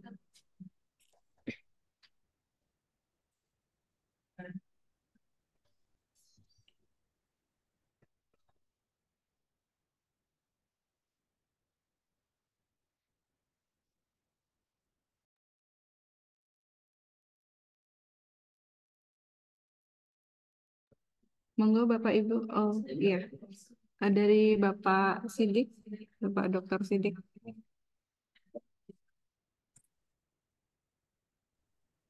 Ada yang lainnya? Kami persilahkan. Dari Bapak Rizal Darwis. Oke. Monggo kami persilahkan Bapak Rizal Darwis. Baik, pendengar. Assalamualaikum warahmatullahi wabarakatuh. Dengar ya, Bu? Iya, terdengar. Makasih atas kesempatan yang diberikan. Perkenalkan, saya Rizal Darwis dari IAIN Sultan Hamid Gorontalo. Salam, Mbak Prof. Ya, baik. Pertanyaan pertama yang urgen sebenarnya. Selama ini kita lihat memang terjadi perdebatan antara hukum adat dengan hukum negara, apalagi memang kontekstasinya dari dulu antara hukum Islam, hukum adat dan hukum Barat ya, itu dari dulu. Nah, kalau kita lihat dalam perkembangan idealnya sebenarnya saya sepakat bahwa aturan hukum negara, yaitu khususnya dalam hukum keluarga itu kita tidak bisa menafikan budaya kultur pada suatu daerah, khususnya hukum-hukum adat yang ada pada daerah tersebut. Nah, ini yang jadi masalah, dan itu pernah terjadi ketika kami diskusikan dulu dengan Ketua Pengadilan Negeri ya di sini, yang kemudian melihat kenapa hukum-hukum nasional kita tidak pernah melihat dari setiap putusan-putusan itu mengambil hukum adat sebagai sebuah hukum, karena apalagi kita kan sudah belajar juga hukum adat kan, sudah diakui sebagai sebuah kurikulum juga dalam dalam prodi ilmu hukum misalnya. Nah, ini yang tentunya jadi sebuah diskusi kita, bagaimana kita bisa memberikan masukan kepada pihak terkait, karena posisi hukum adat selama ini tidak ada artinya, ya, tidak ada, hanya sekedar simbol yang yang kemudian apakah nilai efek daripada sebuah hukum itu tidak ada. Beda kalau hukum nasional, kalau misalnya melanggar ada sanksi. Ini yang mungkin jadi persoalan. Mungkin bisa dijawab oleh kedua pemateri. Makasih. Oke, baik. Terima kasih Bapak Rizal Darwis. Mungkin bisa ditanggapi terlebih dahulu oleh Bapak Al-Farabi dan dilanjutkan oleh Ibu Mufliha Wijayati. Monggo, Pak. Terima kasih Pak Rizal Darwis. Sebelumnya terima kasih juga ke Bu Mufliha tadi ya. Memang profesor beda ya. Saya sangat tersanjung dan terima kasih banget. Dan senang sekali karena bacaannya menurut saya ya itu level profesor dan senang sekali ketika tidak disalahpahami gitu ya. Maksudnya ya saya sangat mengapresiasi itu. Terima kasih banyak. Oke, merespon Pak Darwis, Rizal Darwis, salam kenal, saya Farabi.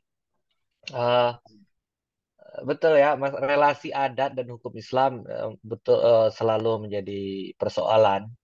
Tetapi seperti yang saya katakan dan mungkin tadi dengan sangat bagus di highlight oleh Bu Prof. Mufliha, saya kan mengajak untuk tidak lagi terjebak dalam binari yang misguided binary atau dikotomi yang tidak terlalu produktif, yang tidak membuat kita nggak terlalu berguna gitu.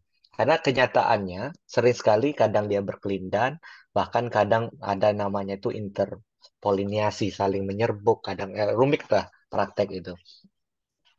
Ah, dan kekhawatiran seperti misalnya disertasi saya ini juga upaya untuk menjawab itu sebenarnya. Saya mencoba berkontribusi dari kasus kecil di Muko-Muko untuk menunjukkan bagaimana adat itu muncul mengambil tempat. Tidak selalu dalam bentuk oposisi dengan negara. Kadang dia berkelindan dengan hukum negara dan sebagainya. Kayak gitu. Nah, tapi dalam kasus ke depan, the future-nya kalau istilah Pak Bu Prof tadi, memang agak mengkhawatirkan karena ada kecenderungan negara untuk terlalu menyeragamkan gitu loh. Nah, itu yang kita agak takut gitu loh. Dalam kenapa yang takut ini bukan hilangnya adat saja, saya katakan tadi kan resiprokal relasinya. Hukum negara yang tidak punya legitimasi sosial itu juga akan tidak punya giginya gitu loh. Ibarat hukum yang tidak punya taring seperti tadi Pak Syahril tadi menang di kertas saat ingin mengambil mobilnya dikejar pakai parang sama anaknya kayak gitu kan. Nah, itu kan nggak ada gunanya juga. Nah, jadi eh, it- kasus Muko-Muko ini satu puzzle. Mungkin nanti Pak Darwis dari Bone apa di mana tadi Sulawesi ya kalau nggak salah. Itu mencoba berkontribusi. Dan apa itu memungkinkan? Ah, kalau kita lihat tren di Mahkamah Agung, ada perkembangan dari Kamar Pengadilan, dari Mahkamah Agung juga, tapi dari Pengadilan Negeri. Dan ada kasus di Banyumas, misalnya, perempuan itu dihamili. Terus sudah itu, pertunangannya diputuskan secara sepihak. Nah, di mata hakim itu kan polisi tidak bisa mengeksekusi apapun loh. Karena belum ada perkawinannya, belum mengikat gitu loh. Jadi pertunangan kalau kita lihat peraturan atau undang-undang perkawinan itu tidak punya konsekuensi hukum apa-apa gitu loh. Akhirnya gimana? Akhirnya dibantu oleh LBH dan beberapa kawan itu mereka melakukan upaya namanya tort action, perbuatan melawan hukum. Dan melakukan tort action ini dengan alih-alih gini, perbuatan laki-laki itu memutuskan pertunangan secara sepihak itu telah melanggar hukum yang hidup di Banyumas, namanya sepinang-sepinangan. Nah, artinya apa? Undang-undang itu mengatakan gini, kalau sudah menikah, mending tetap menikah, sudah tuh cerai gitu. Ketimbang memutuskan secara sepihak. Bahasa kasarnya ya, kalau kita mau terjemahkan, itu perempuan itu lebih gampang move on sebagai janda kembang daripada gadis yang sudah tersebar telah ternodai kayak gitu. Akhirnya apa yang dilakukan oleh hakim? Diterima gugatan itu dengan dalih telah melanggar hukum yang hidup di masyarakat. Nah, dan akhirnya laki-laki itu kena denda sekitar 500 juta. Terus banding, kasasi, kena 100 juta. Bukan 500, 50. Terus kasasi itu kena 100 juta. Apa, Po? Tapi beritanya agak kurang bagus. Beritanya mengatakan keperawanan dihargai 100 juta. Padahal tidak, dalam reasoning putusannya tuh nggak mengatakan seperti itu. Yang dikompensasi itu rasa malu di masyarakatnya. Keperawanannya tidak bisa dikompensasi. Dan itu menghukumnya bukan dengan hukum tertulis. Tidak ada hukum tertulis yang dilanggar. Yang dilanggar adalah hukum yang hidup di Banyumas. Artinya apa? Kalau puzzle muko-muko saya munculkan, puzzle di Lampung nanti Bu Mufliha yang ngisi. Puzzle di NTT nanti Bu Ika, moderator kita yang mengisi gitu. Kita well informed dengan khazanah yang itu toh. Nah, jadi ketika berhadapan, bukan berhadapan hukum tertulis dengan adat yang tidak jelas itu. Adat itu yang clear gitu loh. Nah, kayak kasus muko-muko kan saya tunjukkan. Negara ini salah satu tujuan reformasinya adalah melindungi anak dan perempuan. Ya, prinsip salah satu tujuan undang-undang perkawinan itu. Status perempuan dan anak itu lebih baik. Tetapi ketika datang ke muko-muko, justru dia mengancam anak dan perempuan. Kenapa? Karena ternyata yang dia lindungi itu anak dan perempuan di adat umum nasional. Khusus muko-muko, posisi anak dan perempuan itu lebih dilindungi di adat gitu loh. Nah, dalam kasus seperti ini, kan kalau dia tahu dengan hasil riset seperti ini, hakim akan, wah, kalau saya pakai kacamata kuda, saya kan zolim ke anak perempuan, dan itu tujuan undang-undang saya gitu loh. Nah, disitulah kalau dia punya informasi tentang kasus muko-muko, dia bisa switch gitu loh. Dan itu memang PR kita, karena Indonesia terlalu beragam gitu loh. Nah, jadi kita harus fair juga, negara sebenarnya sudah melakukan reformasi yang sangat banyak juga gitu loh. Tetapi ternyata tidak cukup gitu aja. Karena Indonesia terlalu beragam. Saya kira itu respon saya. Jadi tidak ada jawaban pasti, tapi mungkin itu saja gambarnya. Terima kasih. Iya, baik. Terima kasih Bapak Al-Farabi. Mungkin bisa dilanjut oleh Prof. Mufliha Wijayati. Monggo Ibu. Mohon maaf Ibu, belum terdengar suaranya. Sorry, ya lupa. Mungkin saya sedikit menambahkan saja ya dari keresahan atau pertanyaan dari Pak Rizal Darwis. Ini kolega saya ini di urusan perjurnalan, Pak Farabi ya. Ini Pak Darwis ini termasuk salah satu orang yang berjasa dalam hidup saya gitu. Ya, apa yang diceritakan oleh Pak Farabi tadi soal bagaimana kemudian hukum adat terakomodir di dalam putusan pengadilan itu kan menarik sebenarnya. Tapi itu kasus yang sangat jarang. Sangat jarang. Boleh deh kita cek nanti di berbagai putusan-putusan pengadilan gitu. Jadi sedikit sekali hakim yang kemudian mampu menggali nilai-nilai atau norma-norma kearifan lokal gitu. Yang kemudian itu menjadi bagian dari dasar dia memutuskan perkara gitu. Saya tidak mengatakan tidak ada gitu, karena memang kasusnya ada tetapi sangat sangat sedikit. Justru yang muncul adalah putusan-putusan yang sangat formal gitu. Putusan-putusan yang sangat formal. Nah, ini yang menjadi keresahan saya justru di bagian ini Pak Farabi. Jadi kenapa temuan Pak Farabi di level Mahkamah Agung melihat bahwa hakim itu sangat responsif dan sangat futuristik gitu ya, otonom gitu. Tapi ketika di level bawah ternyata tidak gitu. Mereka cenderung formalistik dan mengabaikan nilai-nilai kearifan lokal gitu. Nah, apakah ini ada hubungannya dengan beban kerja yang terlalu tinggi gitu? Misalnya ya di Pengadilan Agama di Lampung Tengah kemarin, saya baru aja berkunjung ke PA Gunung Sugih. Satu hari mereka harus menyelesaikan sampai 80 perkara. 80 sidang, 80 sidang. Itu kebayang kan? Kebayang energi yang harus dia keluarkan untuk menyelesaikan 80 perkara gitu. Nah, yang kedua, ini apakah ada hubungannya juga dengan proses mutasi gitu. Mutasi yang terlalu cepat. Sementara kita memiliki kekayaan atau keragaman budaya yang luar biasa gitu. Belum selesai memahami konteks wilayah di mana hakim ditempatkan, dia harus bergeser ke tempat lain yang itu budayanya bisa jadi sangat berbeda gitu. Sehingga seperti tidak tidak cukup ruang gitu untuk tidak cukup ruang dan tidak cukup waktu untuk mendalami satu tradisi tertentu gitu. Meskipun memang untuk beberapa wilayah konon itu hakim-hakim khusus saja yang bisa masuk ke satu wilayah tertentu gitu. Karena memang kekhasan dari wilayah tersebut gitu. Nah, saya kira saya bersepakat dengan yang disampaikan oleh Pak Rizal Darwis tadi bahwa hukum adat masih sedikit sekali diakomodir gitu ya. Tetapi kita juga perlu mengkaji secara kritis apa nih yang menjadi problem sebenarnya hukum adat menjadi sangat ya yang tadi mungkin di awal saya mengatakan dimarginalisasi gitu atau apalah bahasanya begitu. Saya kira begitu respon saya. Saya kembalikan ke Mbak Kiki ya tadi. Baik, Lupa namanya, maaf. ya. Baik, terima kasih Prof. Mufliha Wijayati. Monggo Bapak Ibu, apabila masih ada yang ingin bertanya, kami persilahkan. Tadi ada Bapak Dr. Sidik, mungkin bisa diaktifkan mikrofonnya. Baik, terima kasih moderator.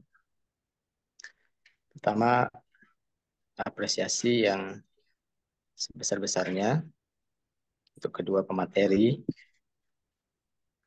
Prof. Mufliha ini luar biasa membantu kami memahami secara cepat disertasinya Pak Ahmad. Dan catatannya kritis sekali. Kemudian Pak Farabi selamat sekali lagi meskipun sudah pernah mengucapkan selamat ya, tapi ini selamat sekali lagi bahwa karya ini saya pikir karya penting dan jujur sebagai kolega di Fakultas Syariah berharap sekali ini karyanya mengikuti jejak karya Pak Latif ya, bisa terbit juga di luar negeri di Routledge dan lainnya. Ya banggalah punya kolega yang sukses ya. Dan mudah nular. Untuk Prof. Mufliha selamat juga karena ini masih grace ini guru besarnya ya. Ya baik, saya nggak tahu apa kebingungan atau apa ya, tapi saya memahami kalau merujuk Prof. Ratno Lukito di karya beliau Hukum Syariah, Hukum Sekuler yang terjemahan disertasinya itu. Intinya kan problem pluralisme hukum itu oleh negara diselesaikan lewat unifikasi gitu kan. Yang tadi Prof. Mufliha juga menyinggung itu. Karena memang mazhab negara legal modernity gitu. Jadi solusi pluralisme hukum itu unifikasi. Meskipun unifikasi kalau merujuk Amir Syarifuddin itu kan nanti direspon berbeda juga oleh publik. Ada yang diterima penuh, ditolak, mendua gitu kan. Itu ada skema seperti itu. Nah, sebagai akademisi saya ingin bertanya, sebenarnya posisi kita itu kan terutama di bawah Petekin mencari solusi agar problem-problem hukum itu bisa diberi solusi yang levelnya itu bisa masuk dalam level peraturan di tingkat negara, minimal memperkuat peraturan yang sudah ada. Nah, hemat saya proses legislasi itu yang perlu diperkuat sebetulnya kan. Jadi ada pendekatan-pendekatan yang mungkin memang tidak mengakomodasi pluralitas yang hidup di masyarakat adat terutama. Pertanyaan berikutnya, sebetulnya pluralisme hukum itu cara menyikapinya kan kalau kembali ke Griffith itu ada weak legal pluralism dan strong legal pluralism gitu ya. Itu sifatnya pilihan gitu ya. Atau apa gitu ya. Sehingga kebijakan negara yang ada saat ini itu sebetulnya hemat saya sudah tepat. Cuma memang mungkin dalam beberapa hal perlu penyempurnaan dengan memperbarui pendekatan-pendekatan. Nah, kalau pendekatan sosial legal ini kan kesannya pro pada realitas sosial karena mirip-mirip pendekatan hukum progresif yang ya yang penting hukum itu kan membawa nilai keadilan gitu. Selama itu adil, meskipun bertentangan dengan hukum negara, ya realitas hukum yang hidup itu yang digunakan. Ya, jadi sekali lagi, sebetulnya pluralisme hukum itu penyikapannya unifikasi dan seterusnya itu sifatnya pilihan atau bagaimana. Mungkin itu sedikit catatan, tapi apresiasi sebesar-besarnya pada Pak Farabi dan Ibu Prof. Mufliha. Tersun, saya kembalikan pada moderator. Iya, baik. Terima kasih Bapak Dr. Sidik. Monggo kepada Bapak Al-Farabi dan juga dilanjut oleh Prof. Mufliha Wijayati sekaligus penutup ya dari sesi diskusi ini. Monggo Bapak Al-Farabi. Oke. Terima kasih Mbak Ika dan Pak Sidik. Saya lupa tadi Bu mau lihat tadi itu ngangkat apa ya itu pertanyaan terakhirnya tadi sebelum Pak Sidik tadi loh. Oh, Tadi itu ada yang iya, bagian kenapa hakim di pengadilan agama oh level ya 1? sentralisasi ya. Oke oke. Ah. Jadi memang ada dua sebelum ke Pak Sidik tadi ya. Saya takut lupa tadi. Memang saya harus mengakui ketika isu semendo itu muncul kan.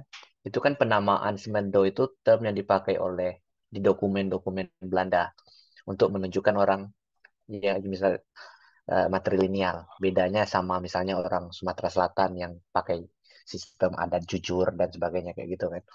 Itu kan patrilinealnya. Nah, itu memang akhirnya saya akui itu sebagai limitasi, Bu. Mungkin pas bagian publikasi ini saya misalnya mau mengaitkan dengan komunitas Semendo di Sumatera Selatan dan sebagainya. Tidak saya lakukan. Itu yang pertama.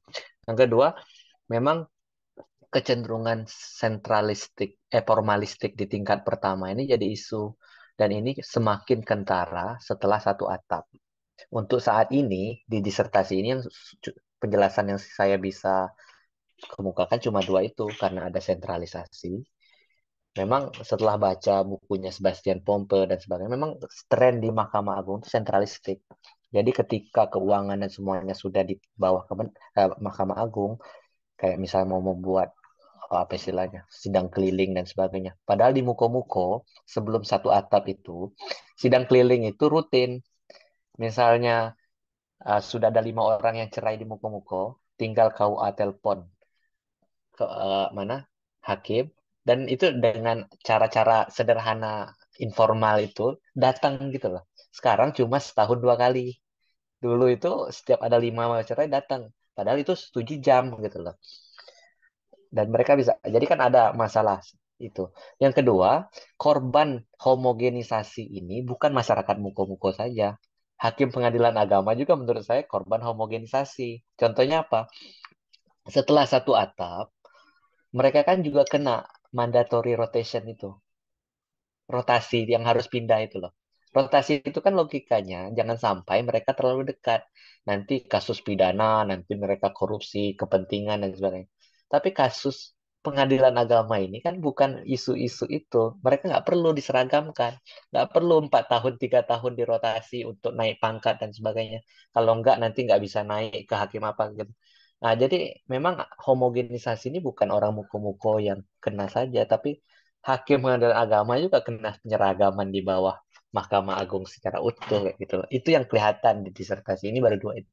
Nah, mungkin faktor lain misalnya input. Belakangan ini kan kemampuan baca kitab dan sebagainya juga kan berkurang atau berbeda.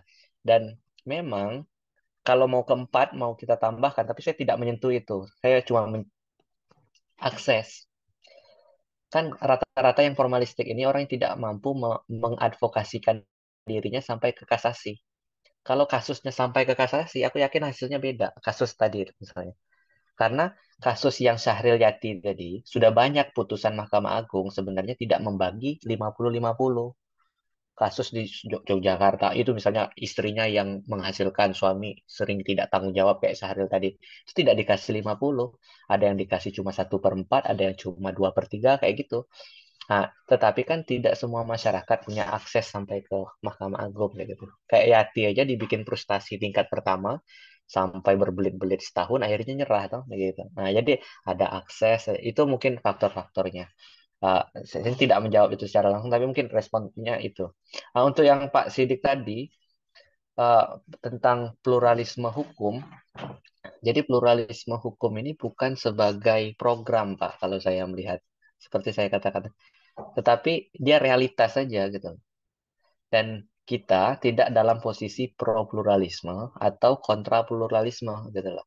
Tetapi faktanya masyarakat itu beragam. Dan relasi masyarakat dengan hukum itu ternyata tidak bisa dibantahkan, resiprokal, timbal balik gitu loh. Hukum yang tidak terlalu. Jadi kalau dalam perdebatan telur atau ayam di dalam hukum itu kan gini, apa mungkin hukum negara itu, ini ditulis oleh Salimor ya, ketika dia mengatakan semi autonomous social field teorinya itu, dia katakan gini, hukum negara ini mampu nggak melakukan complete domination? Itu tidak ada gitu. Sebaliknya, mampu nggak hukum itu atau hukum yang tidak hukum negara itu mengalami complete otonomi dari negara? Tidak ada juga gitu loh. Yang 100%. Nah, contohnya misalnya negara ingin merekayasa usia perkawinan. Langsung dinaikkan jadi 19. Kalau pakai logika complete domination, maka tidak ada lagi yang menikah di bawah 19. Ternyata apa yang terjadi? Dispensasi naik dan sebagainya. Nah, gitu. Artinya, memang relasi state and society itu resiprokal. Itu faktanya. Negara butuh legitimasi sosial, masyarakat juga tidak semua perilaku adat itu bisa diakomodir. Ada juga yang adat-adat yang harmful, yang tidak bagus gitu loh. Nah, itu perlu dikasih threshold oleh negara gitu. Nah, disinilah kita mencari titik temunya gitu. Nah, titik temu kayak kasus di Muko-Muko yang saya ceritakan itu kan salah satu contoh titik temu itu. Ternyata negara punya cita-cita memperbaiki posisi perempuan dan anak. Di Muko-Muko posisi perempuan dan anak dilindungi. Nah, gitu loh. Tetapi ketika hakim tidak tahu tentang kasus Muko-Muko, datangnya negara yang sebenarnya ingin melindungi perempuan dan anak ini malah menghantam perempuan dan anak gitu loh Pak. Nah jadi kita di sinilah perlu mengakomodir, menyadari realitas itu. Ada yang versi adat, ada versi Islam yang telah kawin dengan adat, ada versi negara, ada versi fikih yang belum, masih impor murni dari Arab misalnya kayak gitu loh. Nah kita perlu well informed. Nah jadi pada titik ini tidak posisi pro strong weak itu kan masih pluralisme yang binary yang dikatakan oleh Bu Prof Mufliha tadi. Nah, sejak semi autonomous sampai ke Maria Plath tentang kontinum itu perkembangan antropologi hukum di pluralismenya sudah tidak terjebak di binary lagi. Dia namanya itu kontinum atau yang post binary gitu loh. Jadi tidak terjebak. Bahkan Griffith tahun sebelum meninggal, tulisan terakhir Griffith itu sudah tidak lagi membagi pluralisme itu menjadi strong sama weak lagi. Nah, dia itu sudah kayak semi-semi, ada artikelnya, kapan-kapan saya bisa share. Itu dia sudah pakai kayak kontinum juga. Jadi yang penting bagi kita kata dia, itu menyadari ada variasi-variasi ini.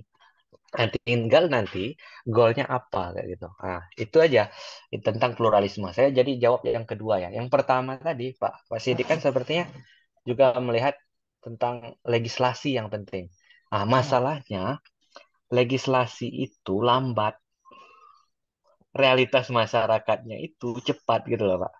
Nah, dan di sini saya tidak mengatakan judisialisasi lebih penting dan sebagainya, tapi di disertasi ini saya tunjukkan bahwasanya ketika reformasi hukum melalui legislasi itu lambat atau jenuh, ternyata progresivitas hukum itu terjadi di birokratisasi atau di judisialisasi. Nah, untuk kasus saya, karena saya fokus case-nya adalah kawin cerai, cerai khususnya, maka saya mempotret perkembangan yang lebih banyak terjadi di pengadilan judisialisasi.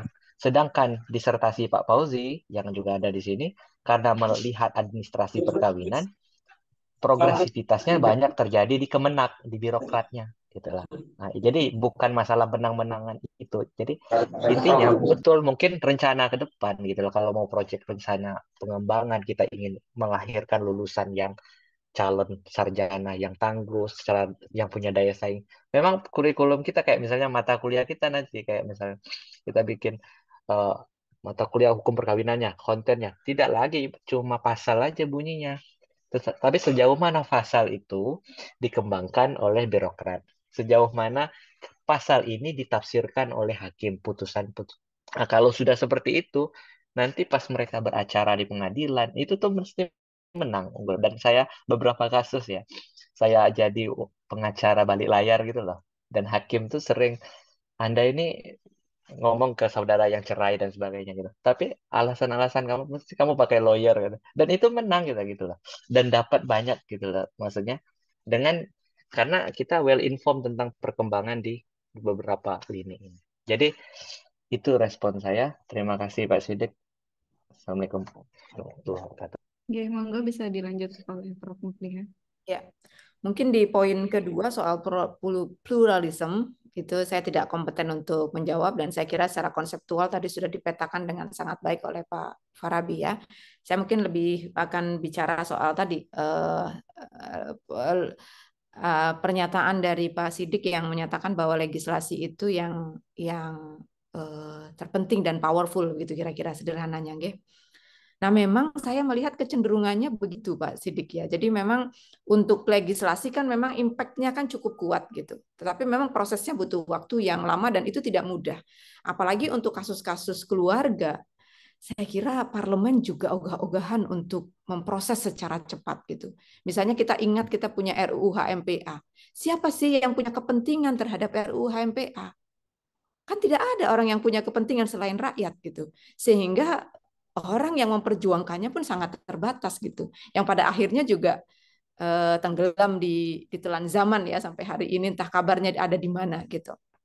Nah, saya melihat polanya juga seperti itu gitu. Jadi untuk yang tidak terselesaikan dengan proses-proses legislasi, maka dibiarkan untuk dengan pendekatan-pendekatan yang lain gitu. Kalau boleh saya menyebutnya dengan shortcut gitu. Jadi misalnya Perma dan Sema itu kan sebenarnya shortcut gitu untuk memberikan jawaban problem-problem yang tidak terjawab oleh peraturan perundang-undangan gitu. Termasuk juga misalnya peraturan pemerintah, Perma dan lain PMA gitu ya, peraturan Menteri Agama. Itu juga saya kira kalau mungkin dalam kerangka pendekatan pembaharuan hukum kan tadi birokratisasi gitu.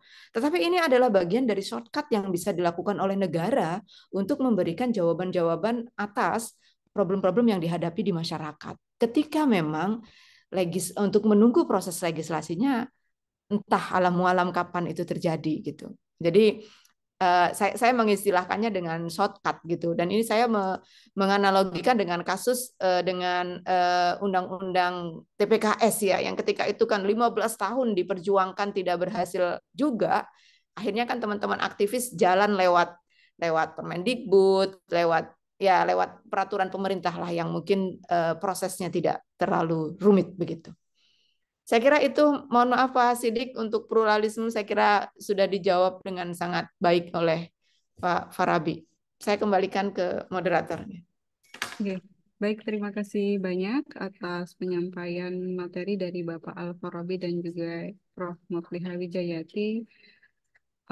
Apa yang telah didiskusikan pada kesempatan kali ini menjadi pemantik ya untuk teman-teman yang dalam rumpun hukum keluarga Islam untuk melakukan penelitian yang telah dilakukan oleh Pak Al-Farabi yang dikatakan ini adalah bagian dari puzzle dan mungkin kita bisa menemukan puzzle-puzzle yang lain dalam realitas masyarakat yang ada di Indonesia. Selanjutnya, demikian diskusi pada sore hari ini. Saya selaku moderator mohon maaf yang sebesar-besarnya apabila ada banyak kurangnya dalam memandu kegiatan pada sore hari ini. Saya kembalikan waktunya kepada pembawa acara. Wassalamualaikum warahmatullahi wabarakatuh. Waalaikumsalam warahmatullahi wabarakatuh. Waalaikumsalam warahmatullahi wabarakatuh.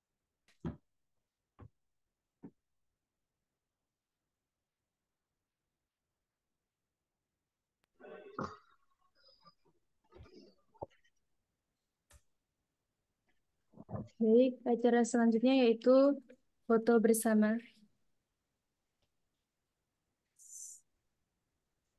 Ini sesi paling penting ya, syarat dan rukun pertemuan. Pak Ibu diharap menyalakan kamera. Di panitia siap-siap kasih kode.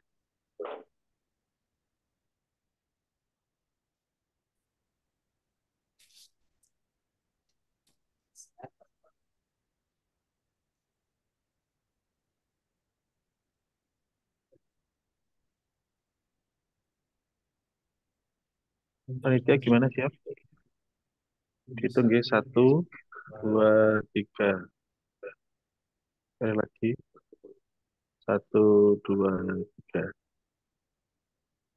Cukup Mas Panitia? Cukup. Terima kasih. Sampun. Selanjutnya yaitu waktu telah bergulir cepat, tidak terasa kita sampai di penghujung acara. Dengan berakhirnya webinar nasional bedah disertasi, maka berakhir sudah seluruh rangkaian acara diskusi pada siang hari ini. Mari kita ucapkan hamdalah bersama. Alhamdulillah. Alhamdulillahirrahmanirrahim. Hadirin yang berbahagia, sampailah kita di penghujung acara diskusi kali ini. Kami ucapkan banyak terima kasih kepada para pembicara, peserta, dan panitia atas dedikasi dan kontribusinya pada hari ini.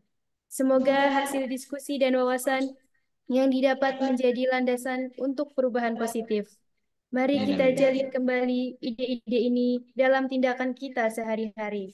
Sampai bertemu di acara selanjutnya. Saya Aminatul Fauziah Ramadhani, pamit undur diri. Mengucapkan mohon maaf apabila terdapat banyak kesalahan.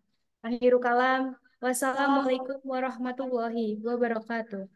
Salam. Waalaikumsalam warahmatullahi wabarakatuh. Terima kasih Prof. Pak Terima Farabi. kasih Prof, makasih Pak Dekan, Pak Sidik, Pak Seno, Terima kasih Pak Prof. Mahmadi tentunya. Sun. Jadi semuanya mohon Terima maaf. kasih Bu Prof Mulihan. Sami-sami. Pak Dekan matur nuwun sangat. Makasih loh, Prof. Sami-sami Prof. Hadir secara Dan Prof Dekan. Terima kasih Bapak Ibu.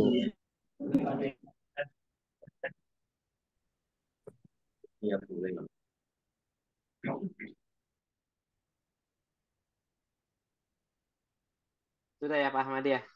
Makasih ya Mas Ahmadi. Pak Rizal juga, Oke, siap. Pak Matur Dekan, Pak Farabi. Matur Pak semuanya. Fauzi. Pak Rizal Nggak ada juga. gambarnya Pak Fauzi. Pak Rizal saya nggak ketemu kemarin ke Gorontalo ya. Ketemu Pak Dekan. Oh ketemu. Nah, ya. Nggak begitu. Jurusan saya di asesmen kemarin. Oke luar biasa. Karena isinya penelitian sama publikasi hanya punya Pak Rizal aja yang muncul itu. Semoga. Oke, terima kasih semuanya. Terima kasih Pak Dekan. Sukses. Oke, Assalamualaikum. Assalamualaikum. Izin pamit ya Mas Ahmadi semua. Iya. Makasih. Siap, Assalamualaikum. matur nuwun. Mas Farabi matur nuwun Waalaikumsalam. sangat. Ya. Sama-sama Saya Bu. Matur nuwun minta Ibu, matur saya minta nuwun. kontaknya nggih. Sehat Ibu. Oke. Oke, nanti saya kirim Nggih, ke matur Pak nuwun. Farabi. Assalamualaikum. Oke. Waalaikumsalam.